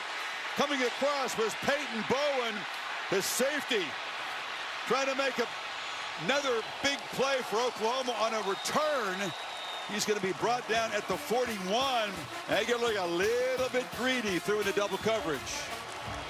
Yeah, I think that's a perfectly stated comment, Chris, because he sees the safety, but it really wonder for him to float this up like that. He just doesn't really take this safety into consideration. The AT&T connected clicker really shows you here, and it allows the safety to just come over. He floated that. The first mistake we've really seen from Aguilar, where he floats the deep ball and allows the safety Bowen to come over, and he's too athletic, too natural of an instinct of safety to be able to float it up like that. So good play and another missed opportunity for the Vols in plus territory, and the Sooners defense gets off the field. Remember, turnover margin has been a major problem for the Sooners, and right now they're +2. 7th pick for Aguilar, but they've been some costly ones this season. And now Mateer trying to create. Long throw is incomplete. Had a couple of interceptions in the loss here. But Georgia had that 99-yard pick six by Alabama, biggest play of that game. So in general, he's kind of kept the picks under control, but when he's thrown them, they've been damaging. Yeah. It's really been, if I'm a Tennessee fan, obviously, or a player, more importantly, you're frustrated because you've been able to dominate this game and control it, but missing out on opportunities in plus territory has given the Sooners life. The Satania comes in motion. They don't give it to him. Mateer weaves his way, and the dynamic receiver still waiting for his first touch tonight. Quarterback did pick up 7. Yeah, but by using him there almost as a decoy, they're able to pick up some good yards. There's West, who's down. Tyree West, the defensive end. You've had your eyes on the feet of John Mateer and some unusual mechanics, I think, for him. And a lot of times, here he is elevated, both feet off the ground, making throws. A lot of quarterbacks, they'll tell you, in the modern game with rotational throwing, all the power comes from the ground. Your feet are into the ground, whether you're a golfer or a baseball player in the batter's box. You create that torque and that power and the rotation from the ground up. And tonight he's been a little jittery, jumping around back there in the backfield. Meanwhile, the Sooner defense, too, desperately needed takeaways. They've been a problem. They only had 4 takeaways all season coming in. 2 of those, by the way, were against Kent State. 1 was a pick on a fake punt. So the defense has really had a problem taking the ball away. And without those 2 takeaways tonight, this game will be out of hand. Yeah, just missed opportunities, and also the Sooners doing what they need to do defensively. 3:23 to go before halftime. We've got timeout here. Chance to check in with Kevin Nagani in the studio. Hey, Kevin. Chris, Capital One halftime report minutes away. We got Joey Galloway in studio. Nobody said Kevin Nagani like I'm not here, but let's go. He knows you're here. He's there for support no matter what. He's going to tune in at the half, by the way. Also, we're going to have Georgia surviving highlights coming your way. Reaction as well as they beat Florida. Meanwhile, South Carolina taking on Ole Miss. Ole Miss coming off the last time we saw them beating OU, and Trinidad Chambliss, it's his legs. And this is what he adds to the program for this offensive Ole Miss, his ability to run the football. Big play, but we've seen South Carolina playing close games. They took Alabama to the end just last week. It's close right now on ESPN. 17-14 Ole Miss in the third quarter. Chris, back to you and Kirk. And Kevin, Joe Scott Galloway, apologies. I did not know he was. Oh, he didn't know. I thought he was still in his Batman outfit. I don't know what the heck Joey's doing. I don't know what studio he's in. But now I'm locked in. I want to hear what he has to say with Kevin and Hank. Yeah. Forget. For the athletic training staffs for both teams, especially lately Tennessee, have been really busy. Yeah, there's a collision there between 2 volunteer players. West went down hard. He just slammed in to his teammate there.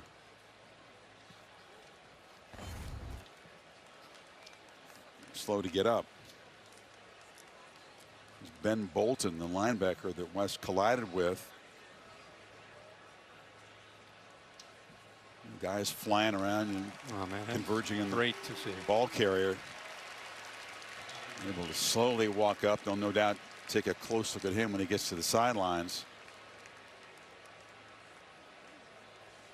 Mandatory that they stop and check him out when it's an apparent head injury. So it's a 3rd and 3 for Oklahoma. Sooners have yet to convert a 3rd down. 0 for 3 tonight. Total yards 249 to 74. And it's still tied. How about 74 on offense and 108 on return yards off of those turnovers? Including the only touchdown Oklahoma has produced tonight. R. Mason Thomas, who left the game after injuring his hamstring on that play.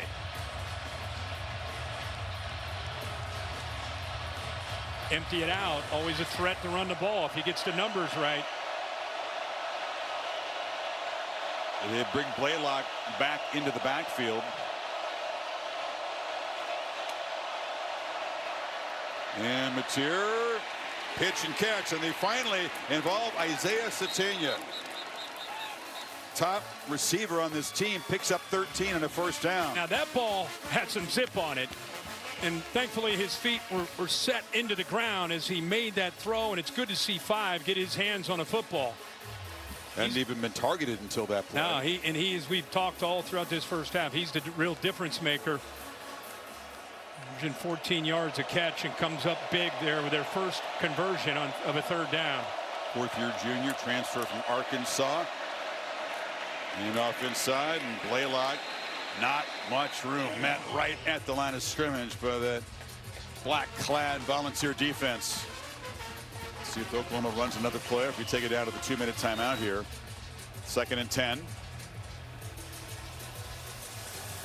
Now they won't have time to get the play off. So Oklahoma in scoring position inside the Tennessee 40, trying to take the lead after a half in which they have been completely outplayed. 2 takeaways have been enormous. 10 apiece at the 2-minute timeout.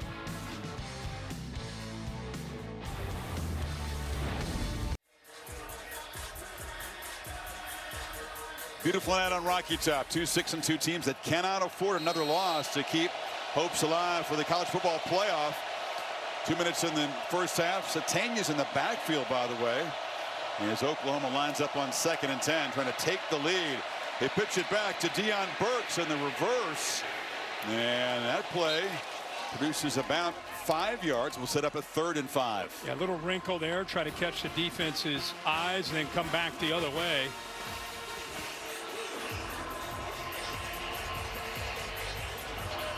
He's kind of fumbled with the snap. It was off to his right. He was able to secure it to be able to get that ball to Burks. And now they got another 3rd down. Remember, they converted their first one. The last time they faced a 3rd down, it hit Satinga. He's lined up in the slot to the right, now comes in motion. It's here under pressure, crossing route. Cannix got it, the tight end, but not nearly enough for the 1st down. And Arian Carter just gritting his teeth and playing through some pain tonight. Made the stop in his linebacker position. And a timeout's been taken by Tennessee to preserve some time here.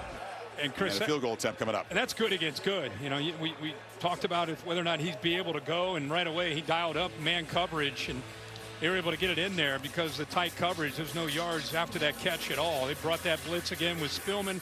Had to go up and over him even to get that ball off. You got Tate Sandell. He's 5'9", 182, but hammered it through from 55, and then let the Volunteers know.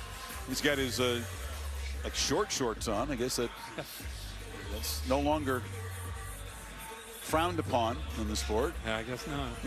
It is with me, but those are the shortest I've ever seen on a football field. Should be, right? Bill, that should be a penalty. Just dressing like that should be a penalty. What the hell is it? Wearing shorts out there? It's another 50 plus. This is from 51 to give Oklahoma the lead.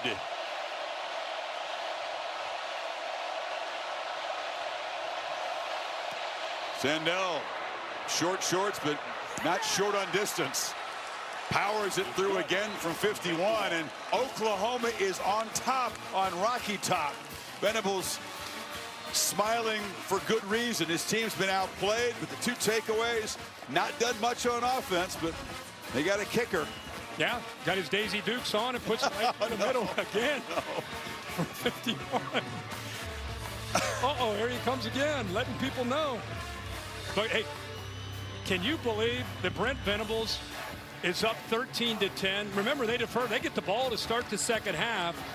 Tennessee's going to look to be able to put some points up on the board here, but if you're just tuning in, or maybe you've been watching the whole game, it's pretty shocking that the Vols do not have a lead, unable to finish off some drives. They had 3 trips inside Oklahoma's 40-yard line, and somehow -7 because of the sack, the scoop, and the score. And we're still going to try to come up with points here to try to maybe tie it up. Of course, he had the scoop and score for 7. That 3 points comes off another takeaway.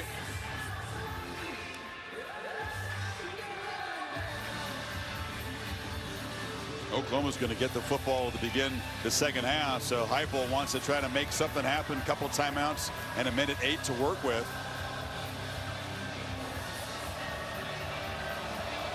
Sandell's kick fielded by Lewis. He'll try to give some field position to the Vols offense, and he's going to be knocked down short of the 25. The miscues we've talked about for this Tennessee team. They did miss a field goal. It's a miscommunication. They get beat on the right side there by Heineke. Our Mason Thomas ends up hurting himself on that play, but a touchdown. It's a 14-point swing. Chip shot really from the 19-yard line. They miss an easy 3 points, and then another missed opportunity here deep in Oklahoma territory. Floats it up in the air and allows Peyton Bowen to come over and make a big interception. Sooners have 2 turnovers in that first half. Tennessee's going to end up running more than twice the number of plays in the first half of the Sooners. This is their 46th play already, and Aguilar under heavy pressure hit as he throws, and he was behind Bishop. That was you got Taylor Wine off the edge. Yeah, with our Mason Thomas down, you're seeing obviously Marvin Jones Jr., who's normally out there. Wine, usually a rotational guy, but with Thomas down, he's had to step up and has really done a heck of a job. Remember, he is from Brentwood, Tennessee, just outside of Nashville, went to Nolensville High School, so you know he's fired up to go up against the Vols tonight. And we talked to him about 10 members of the family, a whole bunch of friends here. A lot of folks growing up are volunteer fans, so it always gives you a little extra boost. Yeah, 10 tackles already in this first half. That's a career high, so family and friends got to be excited about what he's doing. It's his dad looking on. Wasn't really a volunteer fan growing up, he told us, but he did come to some games here, and then we got all kinds of chaos before the snap. Vols pointing over at the Oklahoma defense.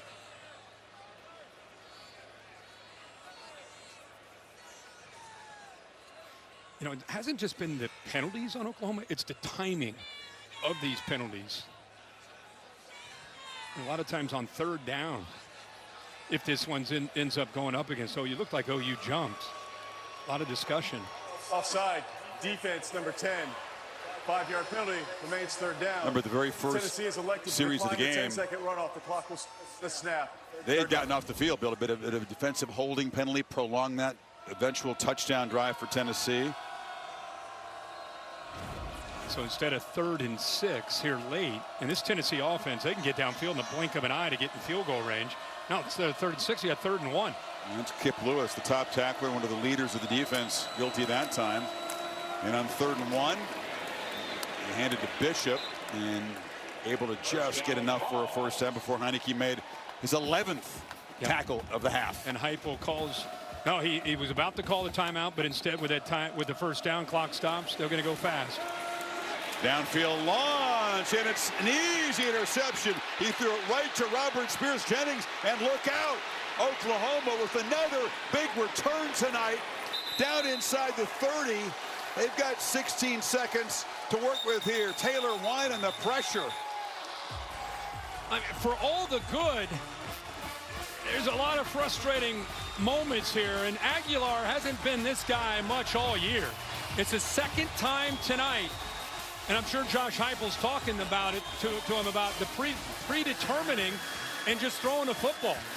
Safety's sitting back here. He's just kind of trying to prevent a big play from happening. Aguilar comes from his left to his right, just kind of floats it up there, hoping at the tight end. Davis can run underneath it, but there's not a read there. That's just looking from your left, trying to move the safety, hoping he moves, and then just throwing it up and hoping that the big tight end makes a play. But another easy interception for a safety. Bowen had the first one. Spears-Jennings picks this one up, and that's the third turnover that OU defense has created in the first half. And will that let OU add to this 3-point lead? 16 seconds to work with. The one timeout already well within field goal range for Sandell, of course. It's here. Rolls, scans, takes a shot for the end zone, and it's over the head of Deion Burks. Colton Hood in coverage, so they've got 11 seconds to work with. And that's the beauty of having a kicker as hot as their kicker is right now. You can take a few shots downfield like that. You're already in field goal range with the way Sandell is kicking. And if you get a one-on-one matchup you like, why not go downfield? That one they almost were able to sneak into in a one-on-one matchup to Burks. Remember, their most talented, maybe most physically talented receivers down at the bottom. That's Gibson, 11. That has good size.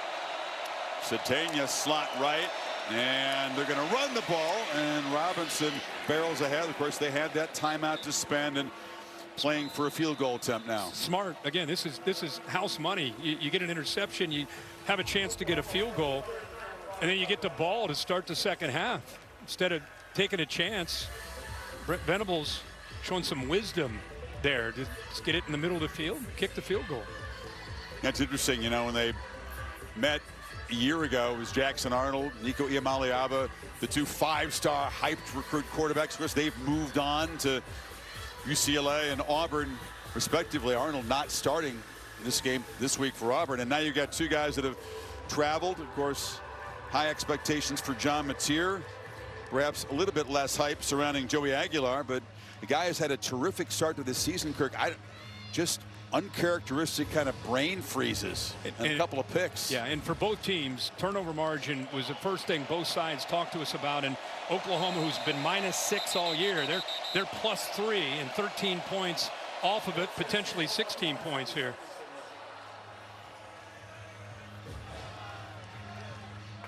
So Oklahoma chance to take a 6-point lead, and they will get the football to begin the second half.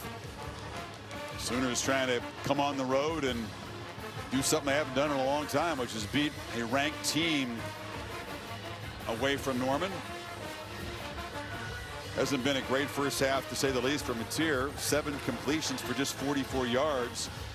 Did have a 22-yard run. It's your comment there, and that's incredible. Venables, under his guidance, 0-3 against ranked on the road. So here's Sandell, and one of the stars of this first half for Oklahoma, trying to make it 3 for 3 from 40.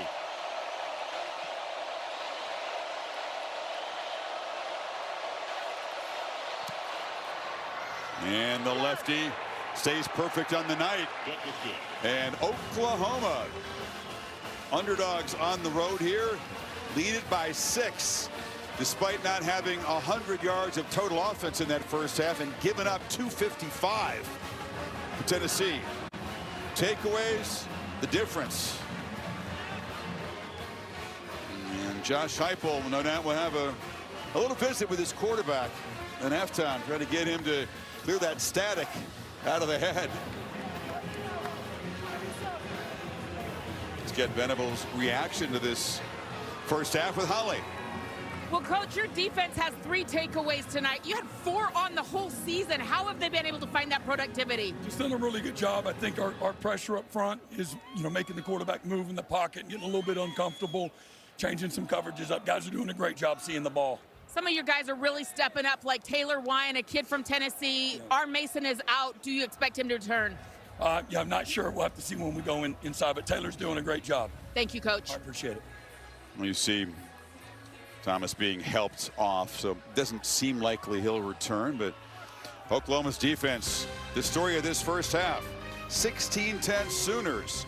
Time now for the Capital One halftime report. Let's get back to Kevin Negandhi and Joey Galloway. Are you happy? Thank you, Chris. Are you happy? You made Joey Galloway happy, and look at him now. He's smiling. He acknowledged you, Joey Galloway, in studio. By the way, 16-10 is the score. Tennessee had 16 offensive plays in Oklahoma territory, just 10 points. This is ugly for the Volunteers. If you told Josh Heupel before this game that they'd hold Oklahoma to 99 yards, one third down conversion, and have the ball for 10 more minutes, he'd be ecstatic thinking he'd be winning by double digits. But they're not because of the big number right here, the 3 turnovers. It has really hurt Tennessee. If they take care of the football, they'll be okay. Yeah, and clearly the frustration you saw with Heupel coming off the field. His defense has struggled all season. They're playing really well. Nothing to show for it, down by 6. Meanwhile, set for the second half and a dark mode night on Rocky Top, the SEC on ABC. Saturday Night Football presented by Capital One, part of SEC All Day, presented by IHG Hotels and Resorts. Oklahoma up 6, gets the football to begin the second half. Chris, Kirk, and Holly back with you. Some weird, uncharacteristic stuff tonight, right? I mean, Tennessee has protected Aguilar well all season.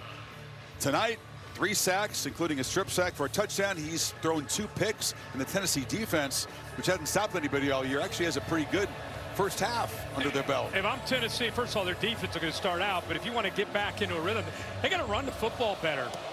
They've really struggled to establish that, and that's where this offense starts. And see if they can get that going in the second half. Y'all say bus. Sam Mitchell piloting to Knoxville.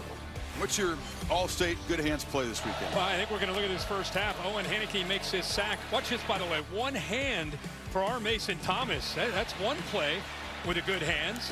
And now you got a couple picks. Floated it up. Peyton Bowen came over, made an interception. Robert Spears-Jennings came over, made an interception. 2 miscues there, and unfortunate throws by Aguilar. And there's our Mason Thomas. We don't expect him back after the return. He looked like he may have pulled a hammy, but he's still dressed and out there as an alpha and a leader of this defense.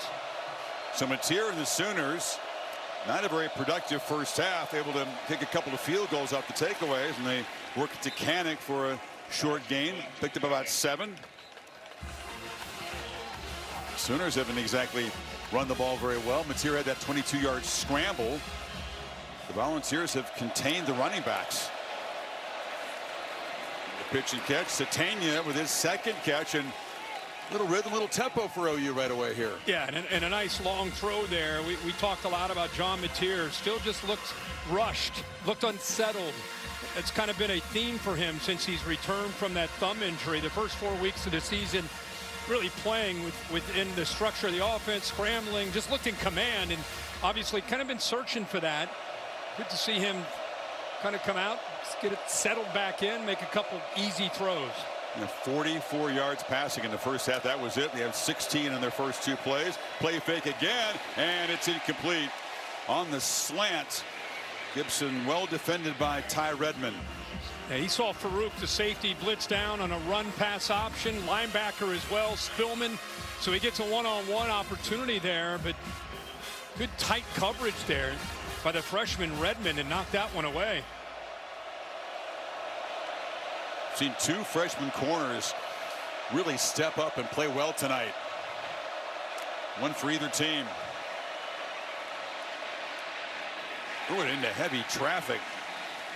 Jackson Moy just batted it down. Sears had a kind of a trouble finding kind of clear passing lanes over the middle tonight, hasn't he? Yeah, and Chris, watch Satania work his way underneath. Kind of a delayed screen, but there's just too much traffic. The Bulls did a heck of a job there sniffing that out. Moy was right there in the nose guard, not fooled at all. Drive got off to a quick start now. Matier faces a 3rd and 10 to keep it going. Brad loud again. Balls rush 5. Matier. Pocket collapses. Down he goes. Dominic Bailey. Jackson Moy, who was huge in that series, and they force a punt. Well, Fujay, the freshman right tackle, out here by himself, going up against a really talented pass rusher, and Bailey, an experienced guy, able to use leverage. Matier held up, but then Moy finished it off.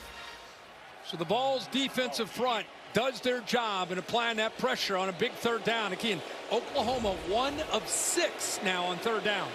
Against a volunteer defense and 114th in points allowed, 101st in yards allowed. They really haven't stopped anybody. The punt is muffed, and diving on it is Boo Carter. And Holly, let's check with you. Well, I asked Josh Heupel about those 2 interceptions from his quarterback in the first half, and he said, I had a conversation with him. Just go play ball. Don't overthink it. 2 bad throws. We've got to move on. But he did say he is having some problems identifying the safety when the safeties rotate. He said he's just got to do a better job diagnosing that. And then he did say the pressure is getting into his face. A couple of times there's pressure in his face as he's trying to make tough throws. They've got to give him a little bit more time to get the ball downfield. Heupel and Joey Halsey, the offensive coordinator, both played the position in college. Heupel at a really high level, Heisman runner-up. And there's a misfire right away.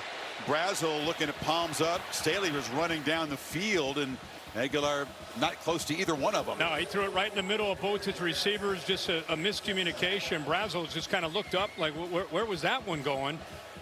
Under pressure tonight, 3 of 7, sacked 3 times. A couple of those interceptions where he floated it up there. And Joey delivers a long throw, catch made by Brazel. Still running. He'd had 4 straight incompletions, including 2 picks. That snaps a little slump, picked up 27. Really good job. Man coverage. See the inside receiver takes the safety with him, opens up a good throwing lane, and he puts it right on the money. Bishop ahead for about 3. So if you're Joey, and look, you've beaten the people you're supposed to beat. You haven't beaten Georgia, Alabama, another tough opponent. He's got 1 year here at Tennessee to kind of show what he can do. You know he's going to be determined to improve in that first half. Absolutely.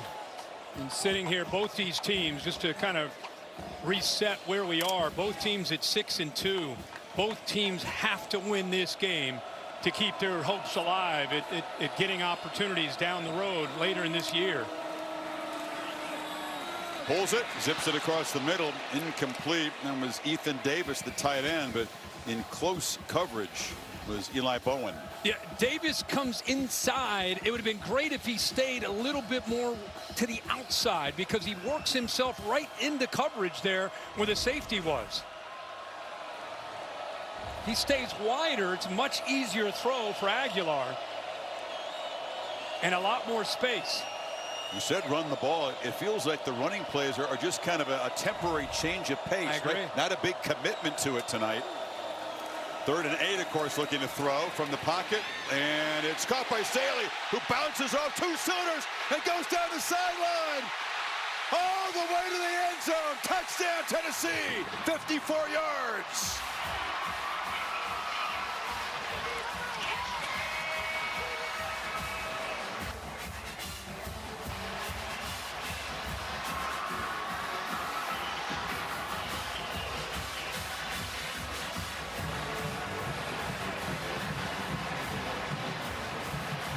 That is one incredible effort by Braylon Staley on a 3rd down to be able to get the yards he needed for the 1st down, and why not? Why not take it to the house? Picks up a good block by Brazel, but he was able to split 2 Oklahoma defenders.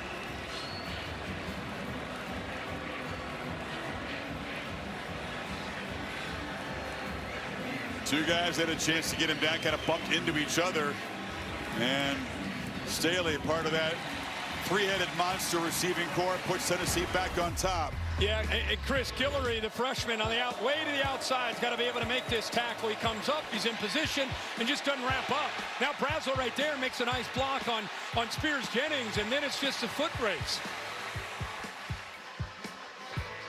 Longest play they've allowed all season, and the Sooners suddenly down.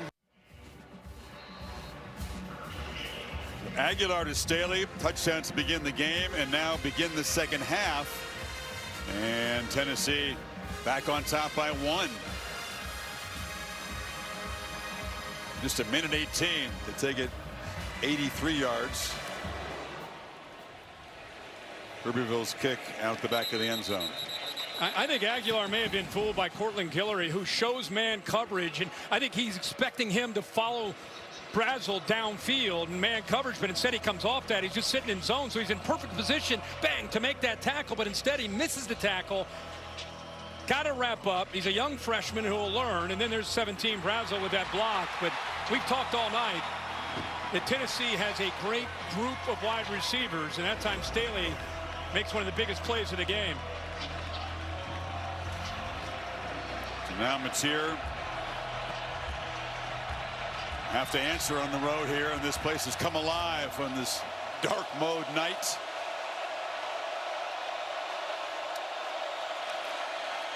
Robinson hammers forward. Solid gain of 5 on first down. Much like Tennessee, I think in a game like this, you don't just become one-dimensional. If you're Ben Arbuckle, you keep feeding those backs, get them both a chance to run downhill. Pitch to the edge, and that's Jermichael Carter, just his second catch of the season. Picked up 7 and a first down. Yeah, he got the numbers that he wanted into the boundary, had a couple blockers out in front, easy, quick throw. Basically an extension of the run game there, getting it out to Carter quickly.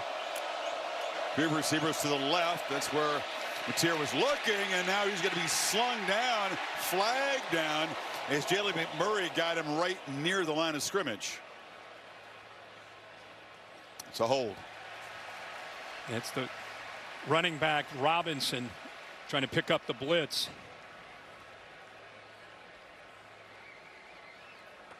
Holding off at number 24. 10-yard penalty. Repeat first down. McMurray, a Temple transfer. He plays the star position. He's right here. His eyes are here, so he's out of position. Kind of surprised with the blitz. With his eyes in the inside.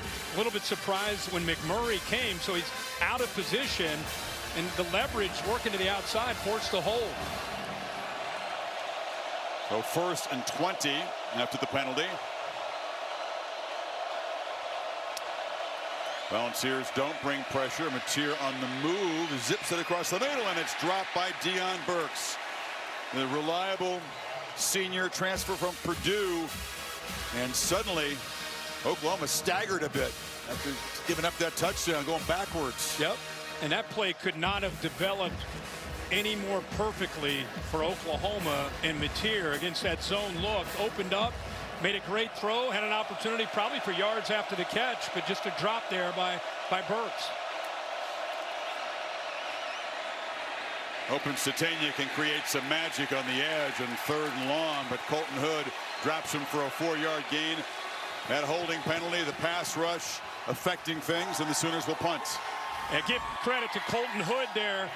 Watch the job he does, not just being able to, look how he attacked Burks.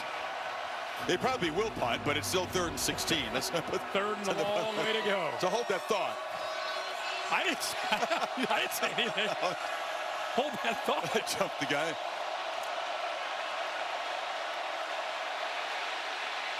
Mateer trying to get there with his legs. No punt team.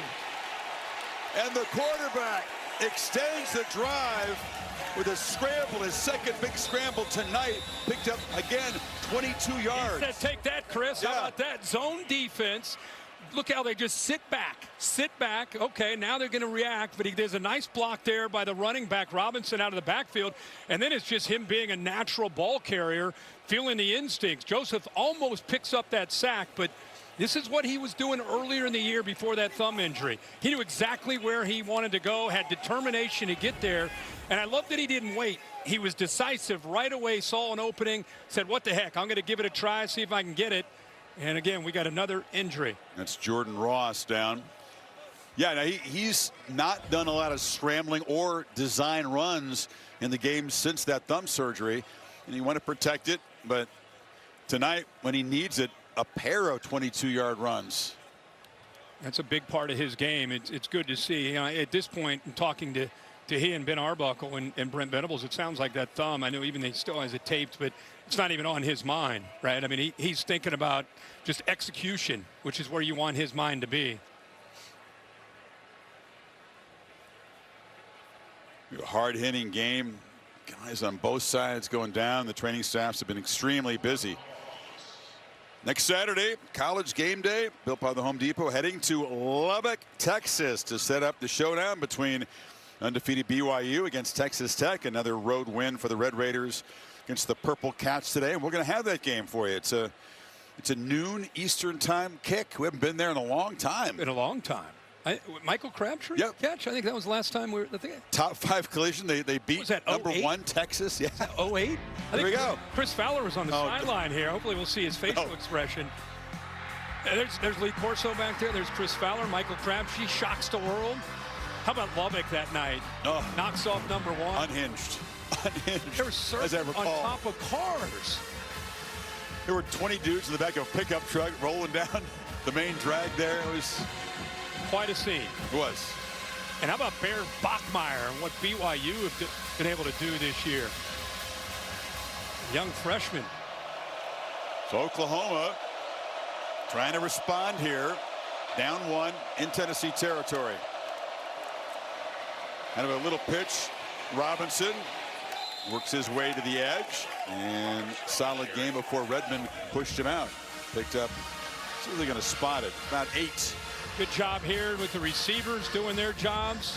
Frees up the linemen, be able to pull around, get out in front to Suey, the freshman. Fake it to Robinson. Long pitch. Burks goes down, makes the grab. Hood makes the stop, but it's a first down at the 36. This feels like Oklahoma. They're running the football. They're getting the ball out quickly. You're seeing Mateer create, make some plays. This is really the first drive where it's felt like there's a rhythm and what you expect from the identity of this Sooners offense. Mateer rolling. Has to step up to avoid the rush. Takes off again. Takes a big hit. That time put himself in harm's way. Paid the price for a 4-yard gain. Yeah, big Bryson Eason finished that off. 6'3", 315-pounder. Chasing that from the backside. David Hobbs got a lick on him, too. But Mateer is, from the first half where he is indecisive and unsure, he looks, at least on this drive, much more comfortable and much more decisive, making better decisions and quicker decisions. 5 receivers, no backs in the ball game. Play clock at 4. Didn't have time to make adjustments. Stepped up there and lost track, and he forces Oklahoma to spend a timeout. Yep, lost it. 5 seconds to go, and he wanted to go up and adjust the protection. Oklahoma, a promising drive after Tennessee threw a haymaker to take a 1-point lead. And this festive night after Halloween, setting up for a great finish in Rocky Top. Midway third quarter, 1-point game. It was festive here last night, I promise you. Look at our crew. Skip's involved in it. Get the whole crew.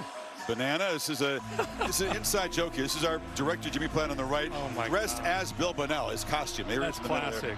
The hoodie. That is excellent classic. Spirit. Good at their jobs and know how to have fun too. 2nd and 6. Ninth play of this drive. What'd you go as? Old sportscaster. Same as Pat McAfee. Robinson off the right side. Picks up a couple.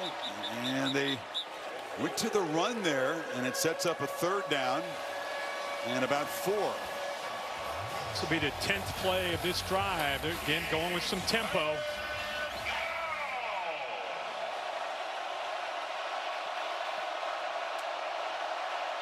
Here comes the pressure. Mateer gets it out. Burks makes the grab. It is a first down at the 25. Holton Hood delivered the shot. Protection held up that time. A switch release with cushion. Little bit of work for Colton Hood to have to be able to get there with that switch release. So a good time to call that by Ben Arbuckle, and a good job again by the quarterback of Mateer getting that out quickly on that 3rd down and short. Oklahoma has not had a red zone possession tonight. They're getting close. Robinson off the right side, breaks a tackle, cuts back, lost the football. Flag is down, it's still loose. Looks like the Volunteers have recovered. There is a flag out. Idris Farouk made the recovery down to the 11-yard line. It is Tennessee ball. There is a flag down, though. Tyree Weathersby knocked the ball loose. He has limped to the Tennessee sideline. Excuse me, that's Joshua Josephs During the play, who was helped off. Offense number 86. That penalty's declined. Result was a first down for Tennessee. Another Tennessee turnover, number 4 in the night, and they're in scoring position. I think Farouk, 15, he punches, like literally punched the ball, which brought it out. Withersby ends up finishing, and in the ball, then it's just who's going to get to it. Look at that. That's intentional, obviously practice. It's something that Tim Banks and his crew work on, and it pays off. We just talked about this being the best drive of the night for the Sooners, and it ends up in a turnover. I meant to say, turnovers have been Tennessee's problem. That's the first takeaway for this defense. And Oklahoma was poised to reclaim the lead.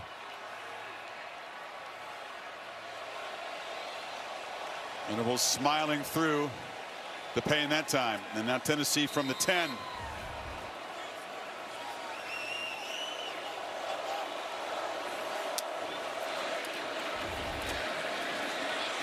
Around the end. String out Thomas. Heineke makes the stop. Wait, or did he?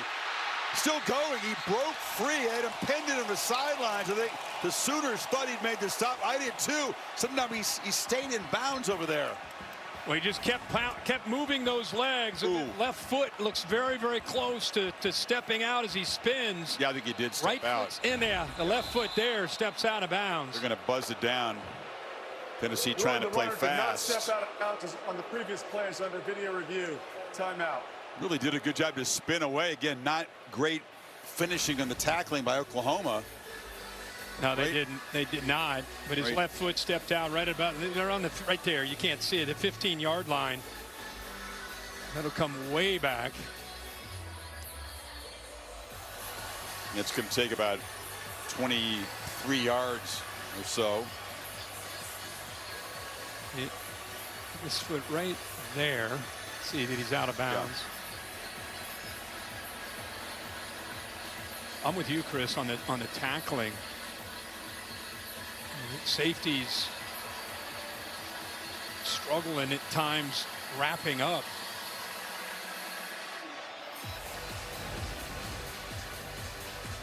It wasn't as clear on that look that he did step out of bounds. Remember, they ruled that he stayed in bounds. They got to see evidence that his foot hit the paint.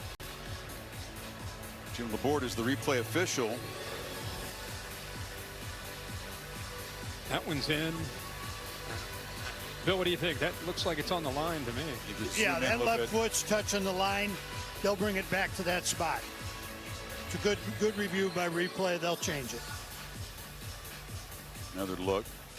Great effort by Thomas to spin free instead of a first down out at the 38, though. If they do reverse the call and move the ball back to the 15, be 2nd and 5. Man, what a twist and turn we've had in this game, but especially in this third quarter.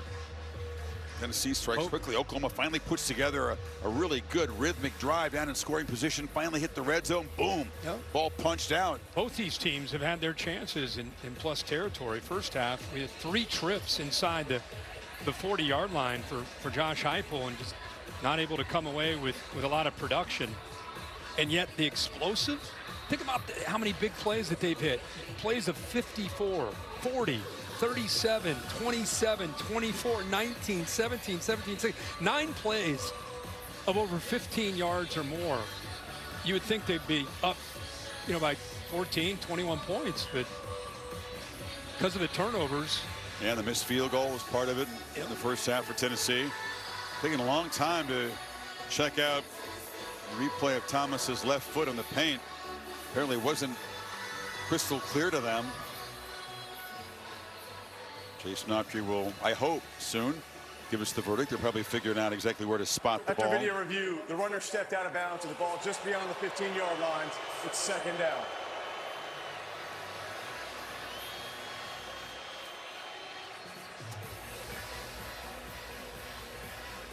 Tennessee has not really gotten the ground game going. The running backs, none of them have averaged more than 3.2 per carry.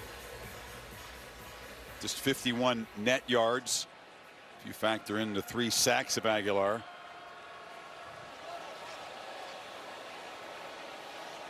Very different looking attack from the offense last year, which faced Dylan Sampson, and he had a monster season running the ball.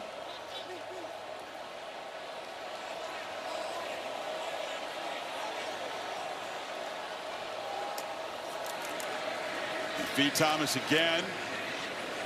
Not much. He'll set up 3rd down, 2.5. As this game goes on into the second half, depth will be challenged. Battle of wills, attrition, because again, Tennessee had 49 snaps in the first half. You know, they were on pace at one point for over 100 snaps in this game. That slowed down, but still, with the injuries mounting, who's going to be standing in the 4th quarter? Volunteers really efficient on 3rd down tonight, but not this time. They tried a straight run and tackled from behind. Barore with the tackle. And he's right here, Chris. He works inside and then uses his speed. He's 6'4", 261 pounds. And what a play, chasing that from the inside and to be able to bring the quarterback down. If he doesn't make that play, that's a 1st down. So the Sooners get a rare 3rd down stop tonight. Jackson Ross to punt it for the first time tonight. And they'll be backed up with a misfire pre-snap. False start, kicking team number 37. 5-yard penalty. It's 4th down. Adibawule making that play with our Mason Thomas down. That depth we just talked about being challenged. And he just made a play. Thomas has been over there trying to be a leader, trying to encourage the team, even though he's not able to go back out there. Ross's punt, fielded by Satania near midfield. So Oklahoma fumble in the last possession. The defense gets right back the football to John Mateer.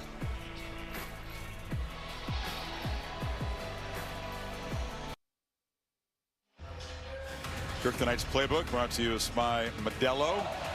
Well, Tennessee's done a very good job, especially in the first half, on John Mateer, making him uncomfortable, unsure, little erratic, bringing a variety of blitzes, winning up front, bringing a lot of pressure. Then just when it looked like they put together their best drive last time they had the football, ball goes on the ground. So the Vols defense has stepped up. Davey Robinson, who did fumble the ball back in the game to the left of Mateer. Good protection, slant again, catch made, and still running is Jermichael Carter. Seldom used this season, but big play there, Holly. Well, Kirk, this defense has done a good job, as you just mentioned, but they are now down 3 different defensive ends. Tyree West will not return. Joshua Joseph has still been in the injury tent, being evaluated for a lower leg injury. Jordan Ross, his backup, has been out. They fit him for a new knee brace. He's been trying to test that out on the sideline. So that leaves Caleb Herring in there right now at the defensive end position.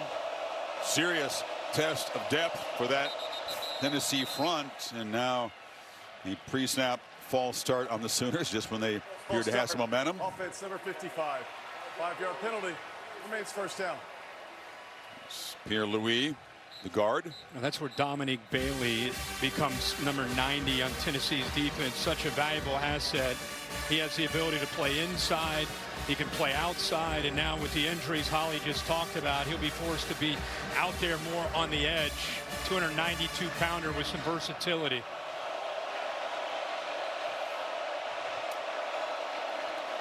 And 1st and 15, Mateer delivers a downfield throw. Catch is made by Satania. The big play weapon for this OU offense picks up 24. And watch Jermichael Carter actually holds the safety right here, and then he's decisive by getting the ball out right now. Really well done. Great execution there. And finally, get the ball to 5. Let him do his thing. First real explosive play for this speedy weapon. Oklahoma in the red zone. First official red zone trip. They fumbled the ball after running into the red zone last time, but did never run a play inside the 20. Picked up a couple. Still going. Have they not blown the whistle? Finally they do. Robinson never did go to the ground. And I think this is the best ball that Mateer has thrown all night. Look at the receiver to the outside. He works inside, and then he knew exactly where he wanted to go with that ball. The ball came out, but Satania clearly had possession before it gets knocked out of his hands. But a rope there to get that first down and big yards deeper into Tennessee territory. See Mateer with a couple of scrambles. Obviously an effective weapon on design runs as well in the red zone.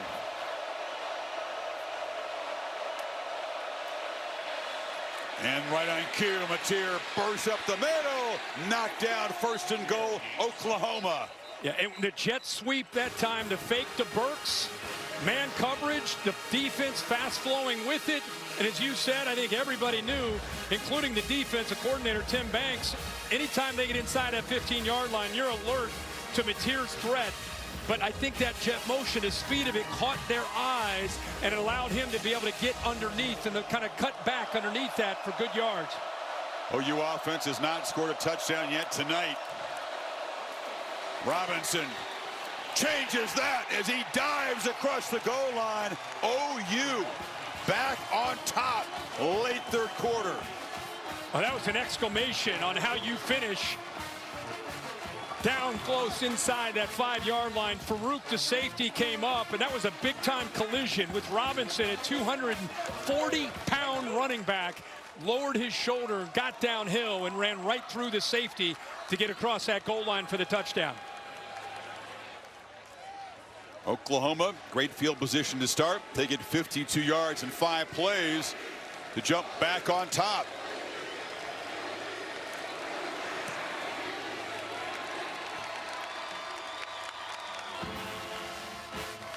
Chris, let's go back to the previous play where they got some yards. I mentioned the jet sweep action. Watch the defense fast flow and react to this. And as you said, an indicator is usually look out for Mateer, but look at that open up because of how quickly the defense was so concerned with getting out there with the speed of that motion. And then watch the power, lower the shoulder, bang, right there. And then get into the end zone, send a message. So after they fumble, the OU defense does their job with a 3-and-out, got good field position, favorable field position, and then this time 5 plays, 52 yards, and they finish it off with a touchdown. Big sequence of events there that favor OU. Yeah, we wondered from the start tonight, would Mateer as a runner reemerge? He's been absent since that thumb surgery. He's got 45 scramble yards, which is a season high and a high for him at Oklahoma, and then that design run to set up the touchdown. It's just passing him's been a struggle. He's at his best when he's not sitting back in the pocket waiting for things to happen. He's at his best when he plays instinctive and decisive and just gets back there and plays ball. We've seen that in this second half. First half he was searching. As an offense they were searching. The second half they've kind of settled in, made some adjustments, and looked much better. Check in with Kevin Nagandi. Chris, Chick-fil-A move on the field. Number 8, Georgia Tech, undefeated, in trouble at NC State. C.J. Bailey to Teddy Hoffman, 55-yard touchdown. And Tech coming in just a 4.5-point favorite. Right now they trail by 11 with under 5 to go over on ESPN2. Back to you guys. Did you call that? There were 2 sneaky ACC games today. Miami and SMU and Georgia Tech at NC State. Kitzel makes the catch. Yeah, if NC State holds on for the upset, big picture, not a great day for the ACC. Not at all. Taking a second loss. Their playoff hopes may have evaporated in Dallas, and Georgia Tech, undefeated season, very much in danger at the moment. Feeling more and more like a one-team conference. Razzle hit immediately after the catch, just knocked down, and that's Davon Jordan making the play. A quick reaction, got off the block and finished on the play. Sets up a 3rd down and 6. Tennessee just trying to get this up and running to stop the Sooners' momentum. OU showing a lot of pre-snap pressure. Now they back out. Totally changed the look. Yeah, they're still communicating, still giving different looks.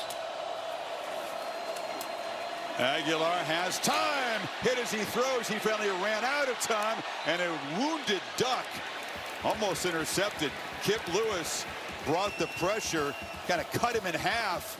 And that ball falls to the ground as he avoids another interception. Well, they're dancing around, moving around, and then you'll see 10 eventually right here be able to do what he needs to do in finishing on the play.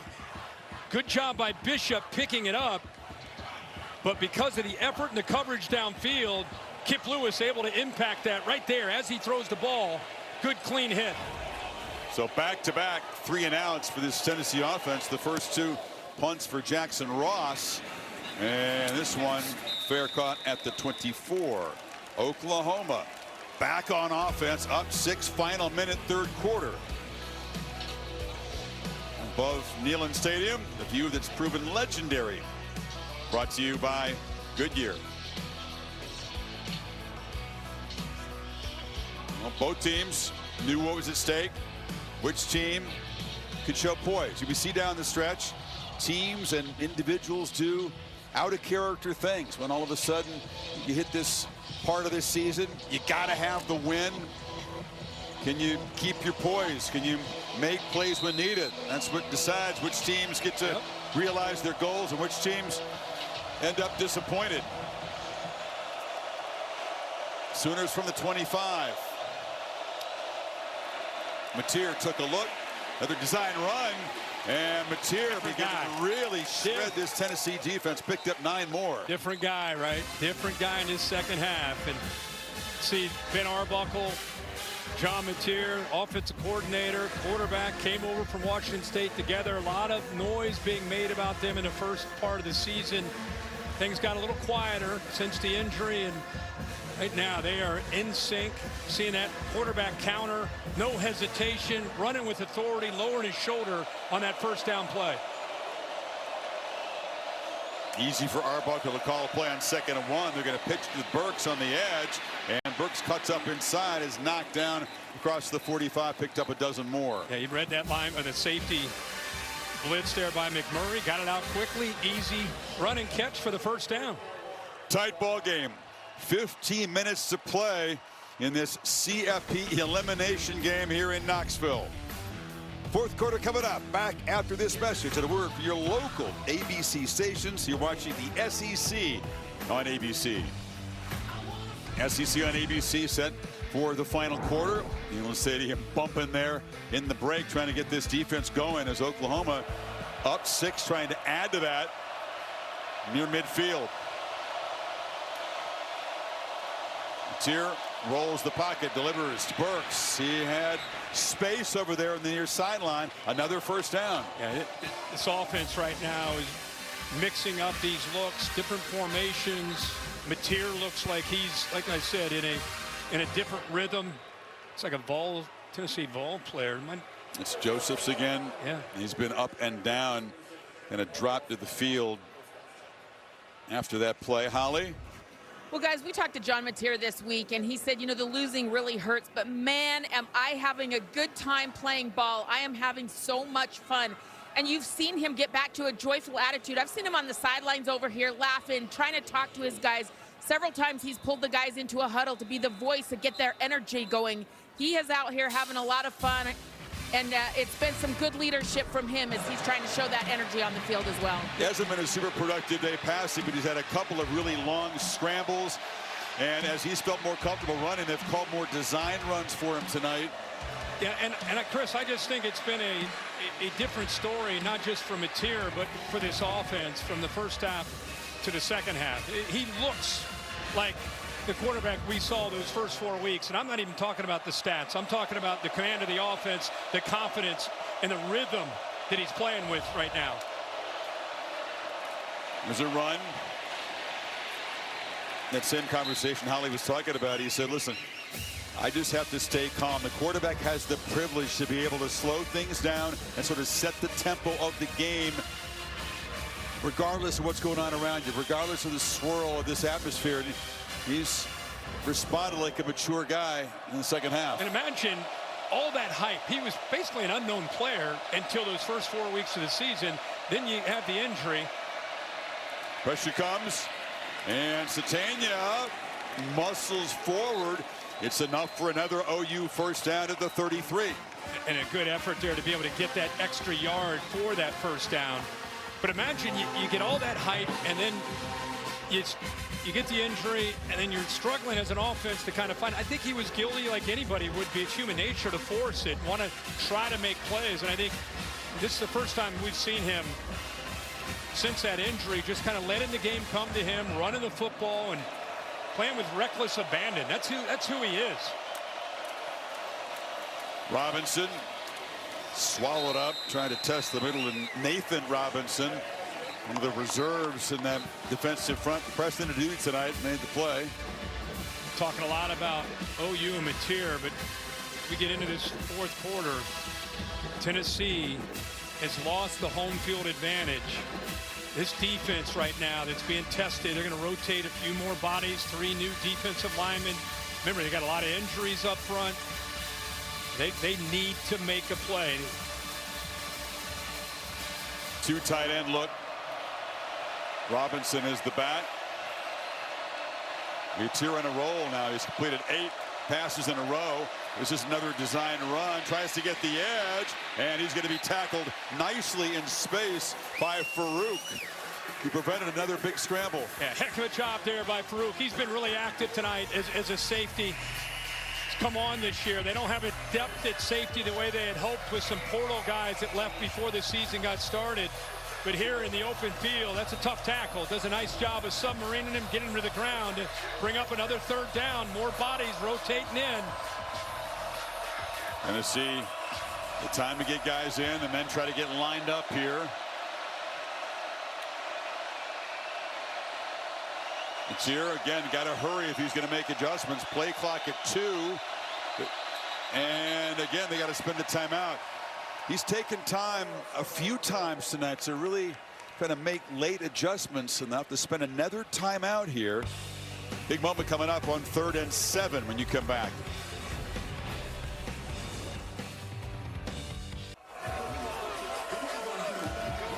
Taco Bell Live student section showing some stamina after ripping it up.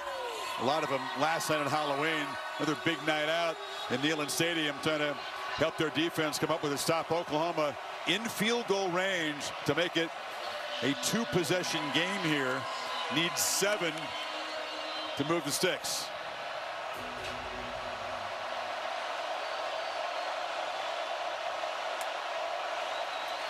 Mateer does not want to take a loss, but that's what happens. He is sacked for the 3rd time tonight. Edwin Spillman. It's a good thing that Tate Sendell has good field goal range. Never want to take a sack on 3rd and 7 in fringe field goal range. Well, that is a good call by Tim Banks. Almost sets a screen or a pick up front on a twist.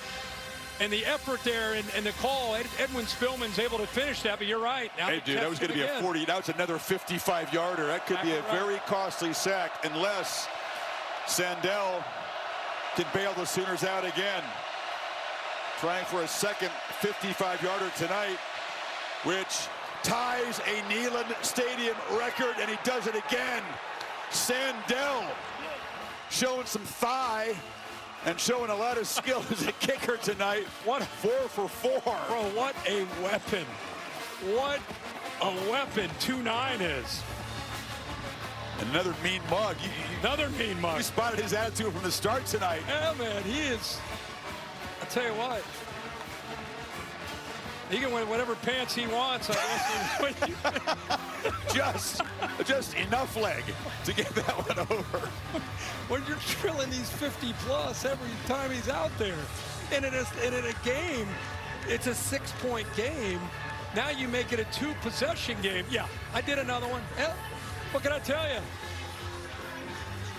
Laugh at my shorts. I'm just going to keep bombing field goals. And that was huge. They moved it 38 yards. The sack doesn't cost them. But if he lost another yard, it might have been short. That was so close. No doubt. And now Tennessee basically the goals and dreams to make it back to the CFP this season on the line. Down 9, 11:05 to go. Think about what's at stake here, right? 11 minutes to go. You better score. You got to keep your poise, but they obviously are going to be playing with urgency, which is who they are normally anyway, but they got to get points on the board in a hurry.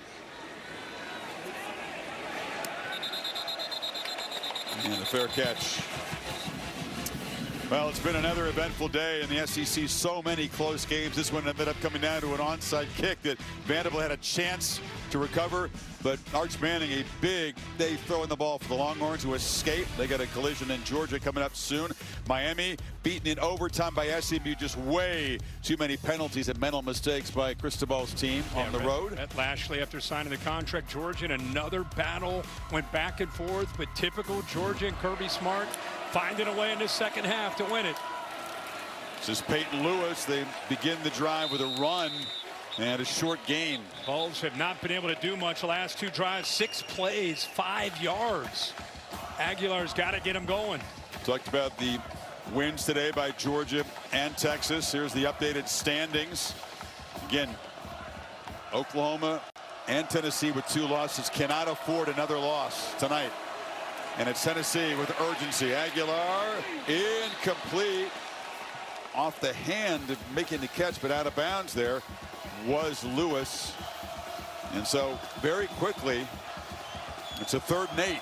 Look at R. Mason Thomas. You know, instead of taking, he's not coming back. He's been out since the first half. He's keeping his uniform on. One of the leaders of the team. Taylor Wine has had to step in for him. Has played very well.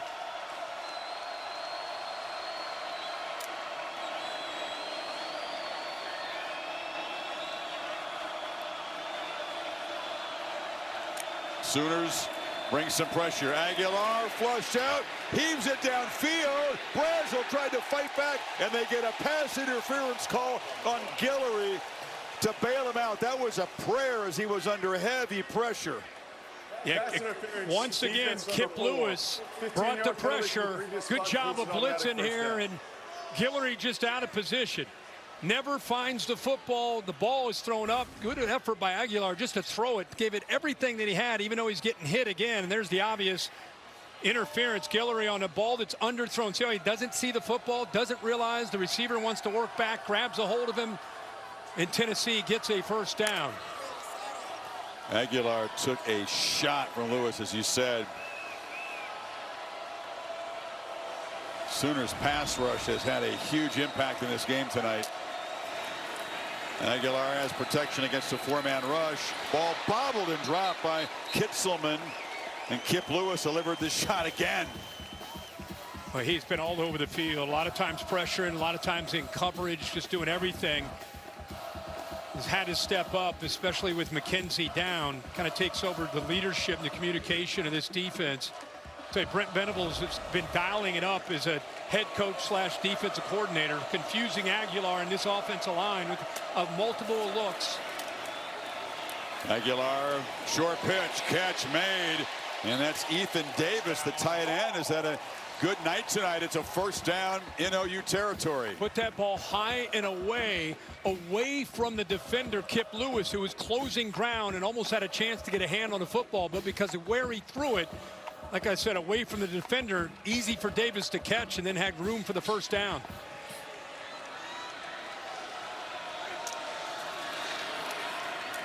Aguilar under pressure again.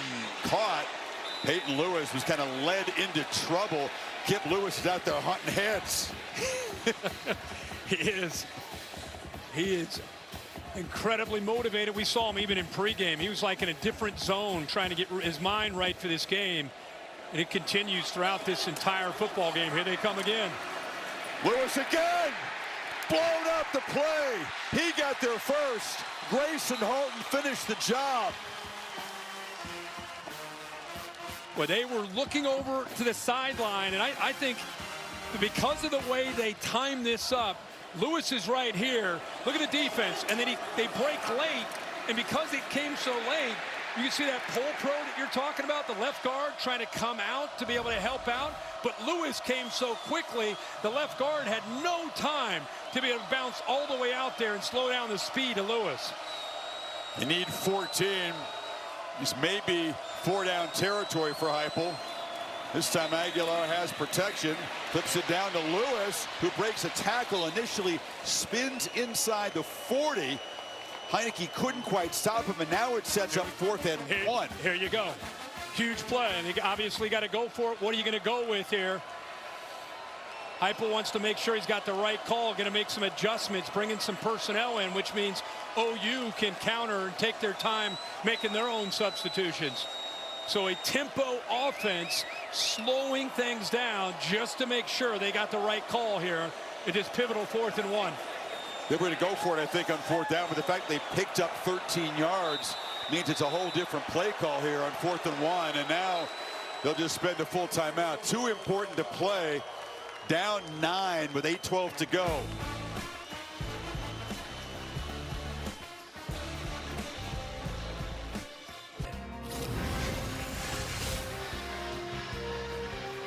Well, final 8-12, whether you're ringside or up in the Goodyear blimp view, it's been a compelling one. Aerial coverage, we appreciate Goodyear. Tried, tested, proven legendary. So off the timeout by Heupel, a 4th down and 1. Down by 9, got to get something out of this drive. What does he trust here to call? You know, you and I were talking at the break. Do you get under center and sneak it or run some kind of running game? All you know is Brent Venables is going to dial it up. You know, led by Kip Lewis. You would think that they're going to be shooting gaps and trying to apply pressure. Heavy lineup. You got Nathan Robinson, number 94, is a defensive lineman in the game as a blocker. A couple of tight ends in there. Yeah, 3 tight ends. Bishop. Powerful runner is the back. 2 tight ends on the right side. And they're going to try to throw for it. And it's incomplete. Discombobulated. That's Jack Van Dorselaar, a freshman tight end, not used very much. Has 2 catches all season, and it didn't work. Well, interesting. You go to an unusual look. You go to a guy that hadn't got his hands on the football. And, Chris, I want you to watch him right here. Watch how his path to go out on this route. Boom. That right there is why he was late in turning around. That contact, he turns his head late, and he's not ready for the football. If he escapes clean, it's an easy catch. But by hitting, making that collision, slowed him down just a beat to get his head turned to be able to make that catch. Right off the face mask, you saw the reaction from Heupel. That's a call that's going to be second-guessed around here if the Volunteers fall short. A funky formation. You throw to a guy who's hardly done anything all season and hasn't been involved tonight, and it doesn't work. Needed a yard there. Now Oklahoma takes over, trying to grind away on the clock. Just a game of inches. The guy, if he makes it going out for that, I mean, it's a crazy play. You could say, why are they throwing it to the freshman? He hadn't caught the ball all night. The actual play design and the way it opened up, it was there. He just wasn't able to get his body in position to be able to get turned around to make the catch.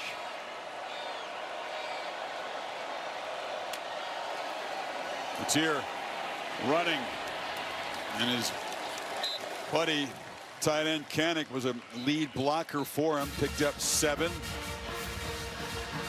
Again, just a game of inches. Boom. Makes contact. Marvin Jones Jr. had the time, tried to float it, put the ball right on him. Chris, you said it hit him off the face mask. He just, by the time he turned, he just wasn't ready. Josh Heupel's like, are you kidding me? Are you kidding me? Sooners with a first down in midfield, and they'll get backed up 5. Been a sloppy game for Oklahoma. It's the 10th penalty. False start. Offense, number 70. 5-yard penalty. It's first down. One thing, he's not happy to see that, but one thing he is happy to see, the first 3 games back from injury, John Mateer is a runner, 36 yards rushing combined. Tonight, the 77 yards And especially in this second half, Chris, where he's just looked like a different guy, looked like the old John Mateer from early in the year when it came to just, again, the execution, not thinking, just running this offense, and a lot of times using his legs. Running again on 1st and 15. It's Robinson who gets back to 5, and then more.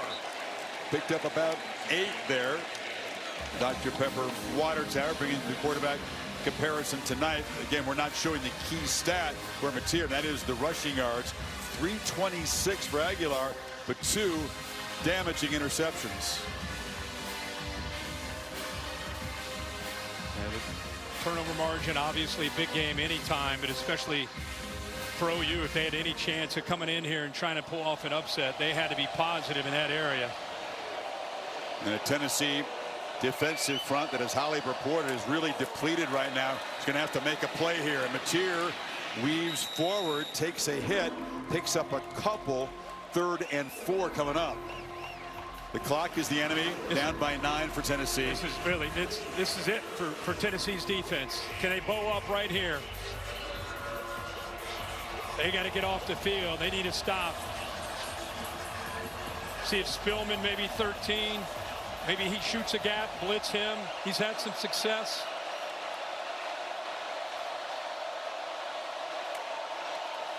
Mateer gets the ball out. Catch made. 1st down. Satania took a long time tonight to get involved. They finally begin targeting their best weapon, and he picks up 9. Yeah, one-on-one against Jalen McMurray.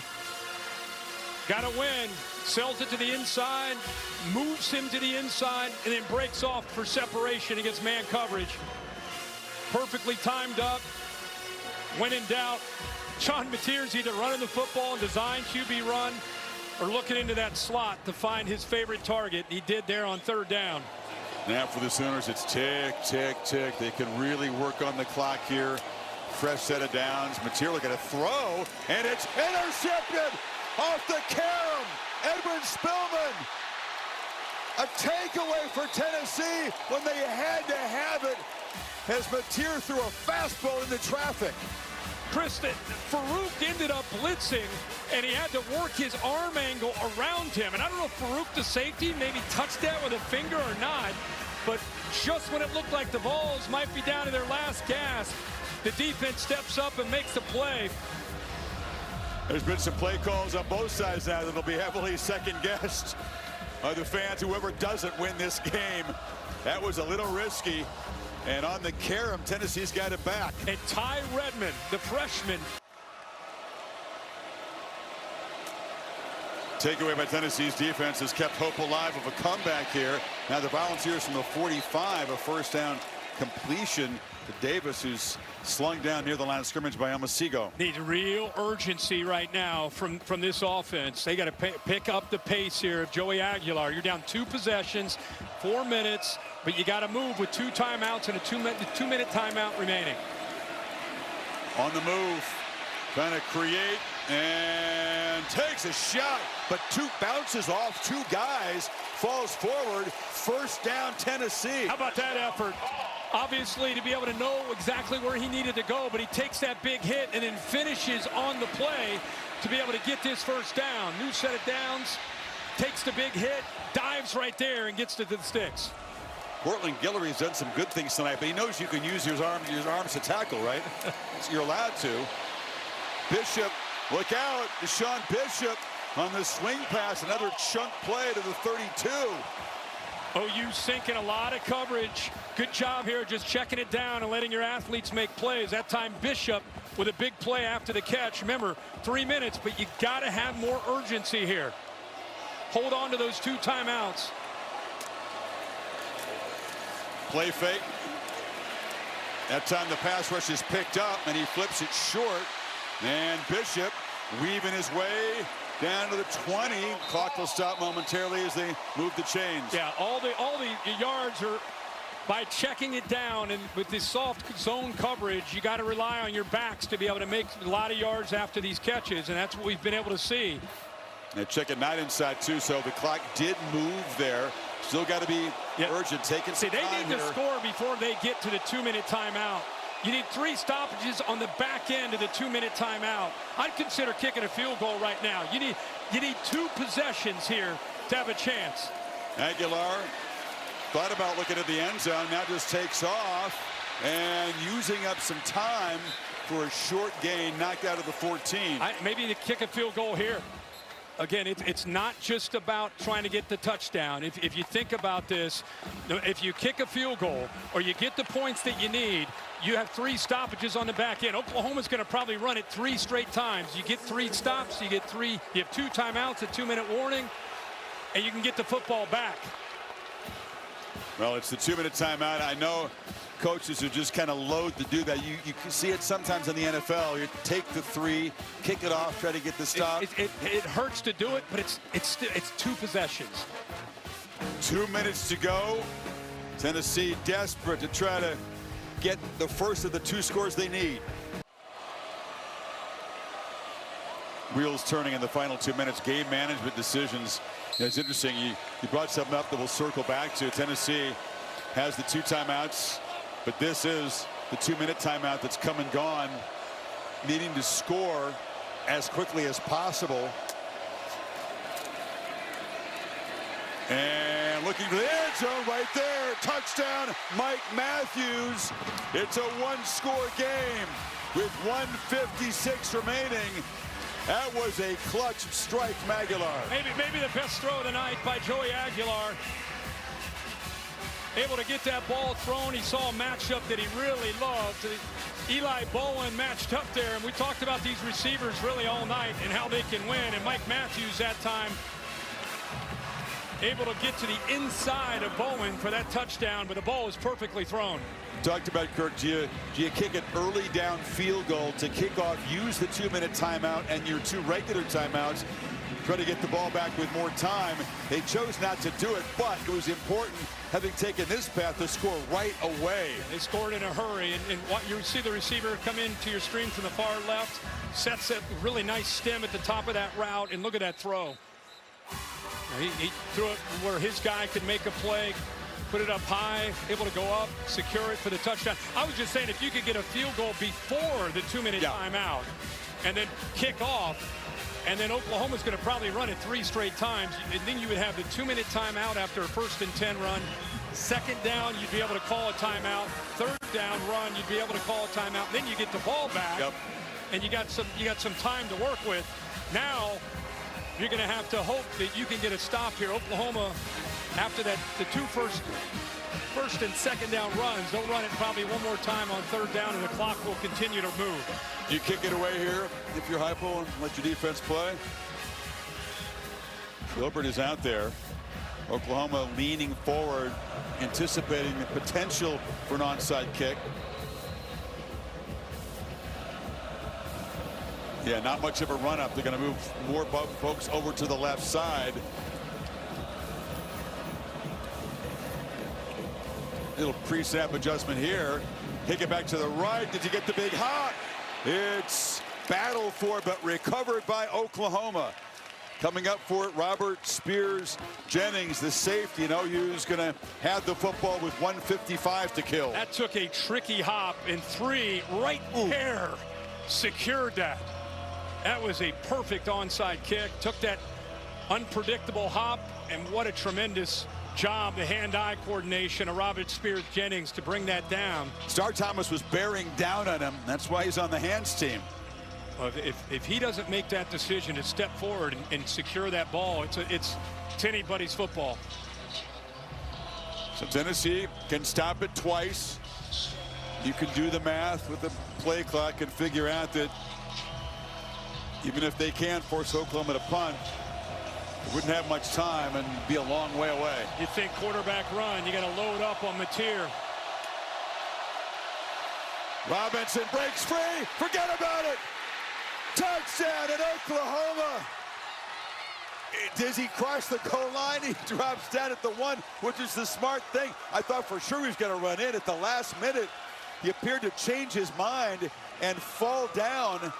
Not sure if the ball actually did break the Let's plane. check the progressive pylon cam here and check it out. His body did. The ball never got in there. Ooh. Well, it came close. came if he was close. trying to fall down, he didn't want it to be that close. I mean, before the knee, this is one of those weird reviews where you don't want to see it cross the goal line if you're Oklahoma, but it's really close. Knee is down. Is the nose of the ball set to 1 minute 47 across seconds that timeout. front Tennessee edge of the has called goal their line? second timeout of the half. Bill It's Amanya 30 is seconds saying in lane. just this close, but he thinks he did stop short.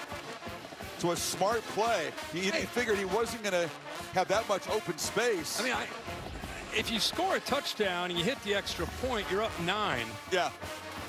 I mean, I love to see backs or receivers, you know, when the game's running out, do we really need to score? But they score a touchdown here. It really puts the game out of reach. That's why I was so surprised. That it looks like he's going to score for sure. Game over. Yeah. And it leads back to 9. He's looking around and he's looking at sideline. Almost blows it. He was trying to get help. Like, hey, what should I do? I mean, okay, knee down there.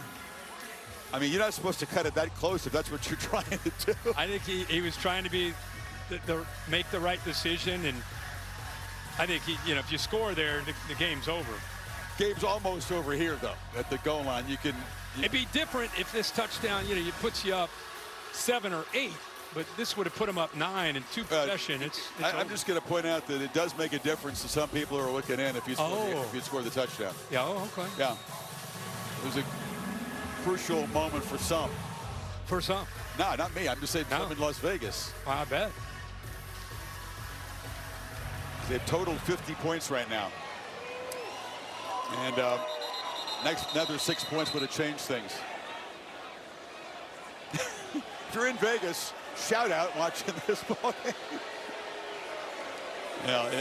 The bigger picture is Oklahoma, unless they somehow don't execute this, and he's just going to run it in. So there's the point. You go up 9. Of course, if you use one timeout there, but that's going to do it. Yeah.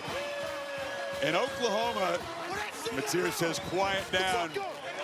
Dark mode crowd here in Neyland Stadium.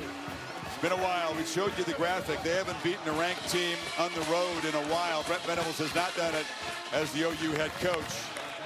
And this one, with the season on the line, got off to a very rough start for the offense. Ends up being a really productive second half for Oklahoma. Yeah, you got to give Oklahoma a lot of credit. You see, they lost 5 straight on the road versus ranked, as Chris just said. But this game got sideways in the first half.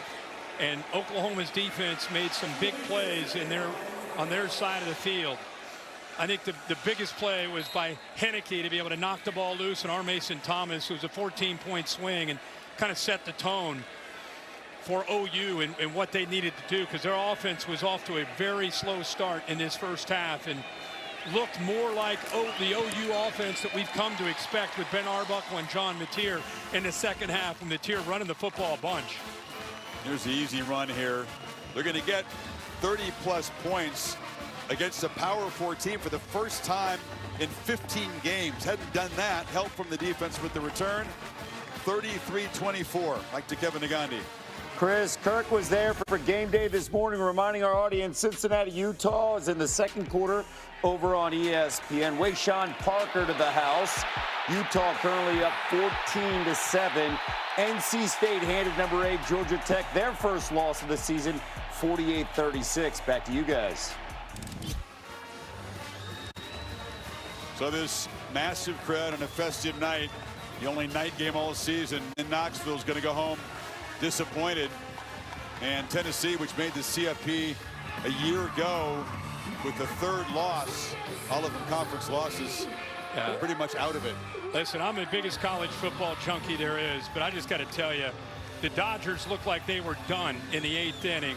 Muncy homers in the 8th to make it 4-3 Blue Jays. In the 9th, Rojas ties it up 4-4. They may be headed to extra innings, just in case you want to multitask and watch some college football in Game 7 of the World Series. It's the way to do it. But both teams refuse to lose, right? Oh, yeah. Oh, yeah. It's the way it should be.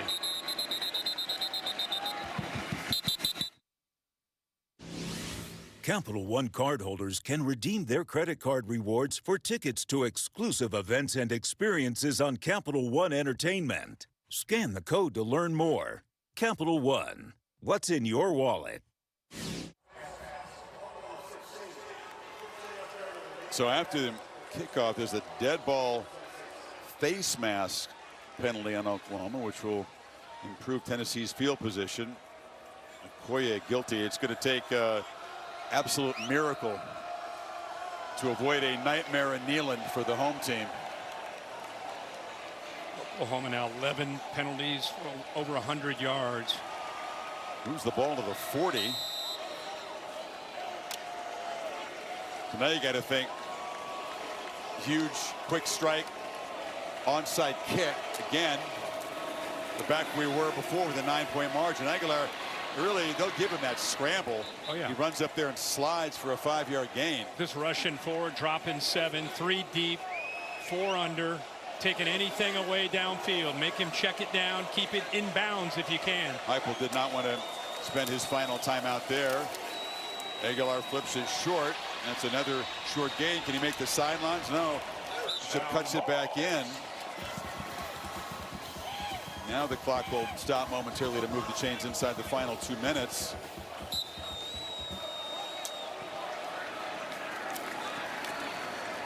Or they continue to work underneath. Yeah, same. It's just like the last time they had the ball. They kept going underneath just because everything is taken away. They're getting enough to move, get a quick stoppage of the clock for the first down again. 1:07 and counting. Now he's got to look farther downfield. Ooh, and a chance there. Staley was running between defenders, had a hand on the ball. I think he had 2 hands on the ball. I don't know if the defender may have blocked his view from being able to make this catch, but that ball hits him right on the hands. Kendall Daniels almost gets a hand on it. Maybe that affected it, but very easily could have caught that and walked into the end zone. You're right. The guy's caught a couple touchdowns tonight with a drop, and Tennessee among the national leaders in drops this season. That was a big one. Needed that. Play clock at 1. Pressure comes. Aguilar batted up in the air, and it falls incomplete. Heineke got a hand on the ball. So they've been playing zone, zone, zone with this lead, and then this time Brent Venables goes back to what he was doing when the game was in question, which is a lot of pressure, a lot of outside pressure from the linebackers.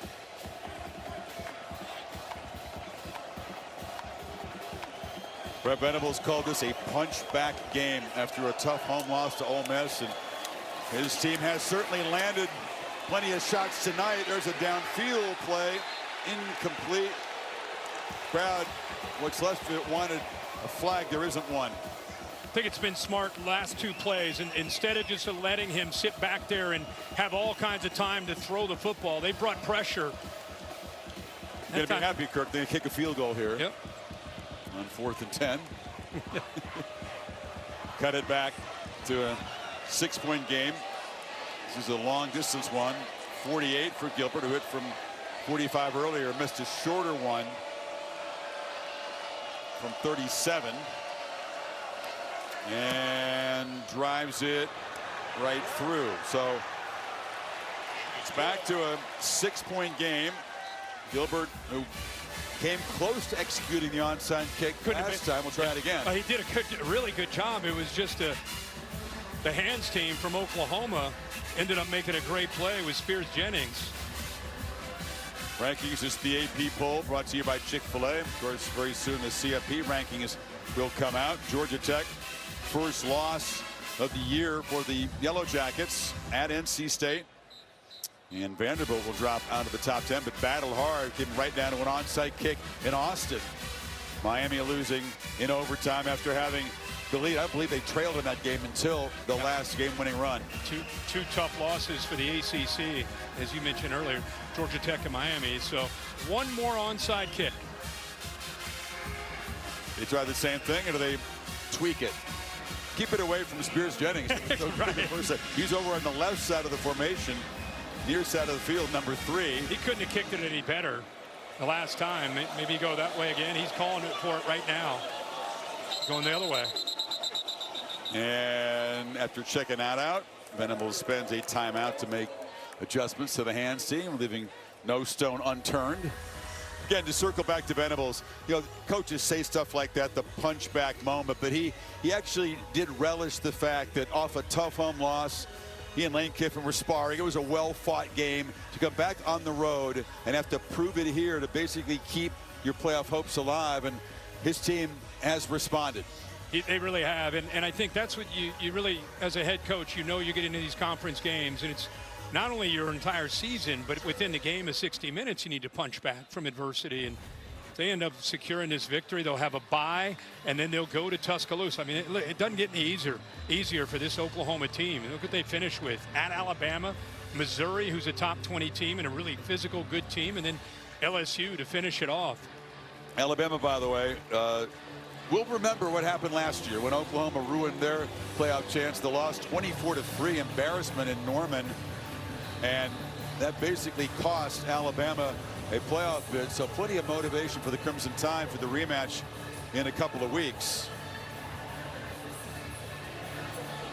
And they get the hop. Actually didn't go 10 yards. And Oklahoma recovers it, and they'll be able to run out the clock. So two good jobs by the hands team. Evan Carrion made the recovery. That time didn't go 10 yards, but he stepped up. And again, it's somewhat risky to come forward, and better be sure if you're going to do that.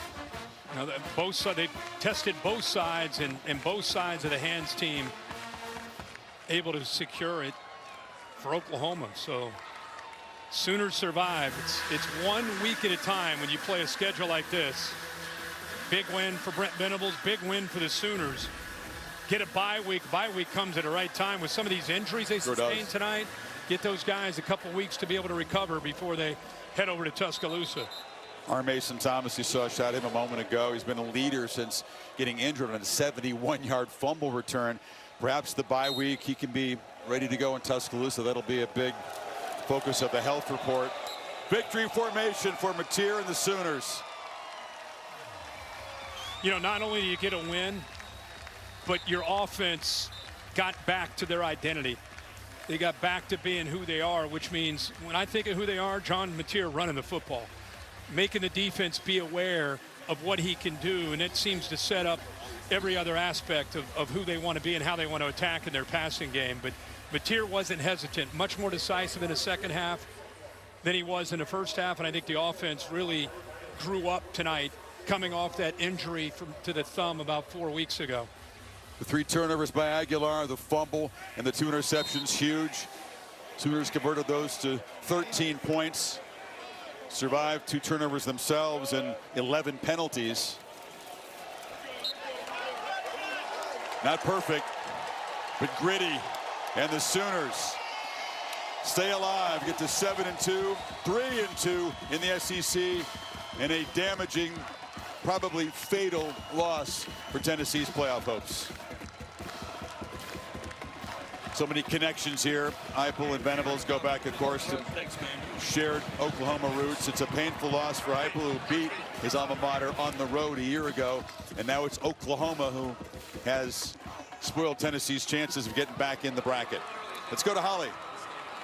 Well, Coach Venables, this was your first time to play here at Neyland Stadium, and you walk out with a win, the first ranked win on the road in your tenure. What does that mean to you in this program? Well, man, this is all about the players, part of the staff, the players, just staying together, believing. That's what it all starts, and having foundationally, you know, just believing. That's where it all starts. So, man, talked about having that November to remember, starting this thing off the right way here in the 4th quarter of our season, and going into the bye week, and man, playing together, complimenting each other, overcoming a lot, and couldn't be more proud of our guys. We made it very interesting. We put about every situational that you could have in the game happen tonight, but and this is really all about the players. Your defense had to come up with some big stops. This is the most explosive offense in the SEC, and they came up with those stops time and time again.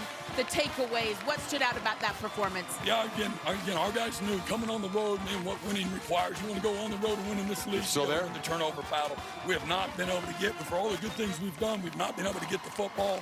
We knew that'd be a difference maker, you know, in the game tonight. We felt good about being able to create pressure up front, and again, the coaches did a great job having the guys ready in the secondary to make some plays on the ball.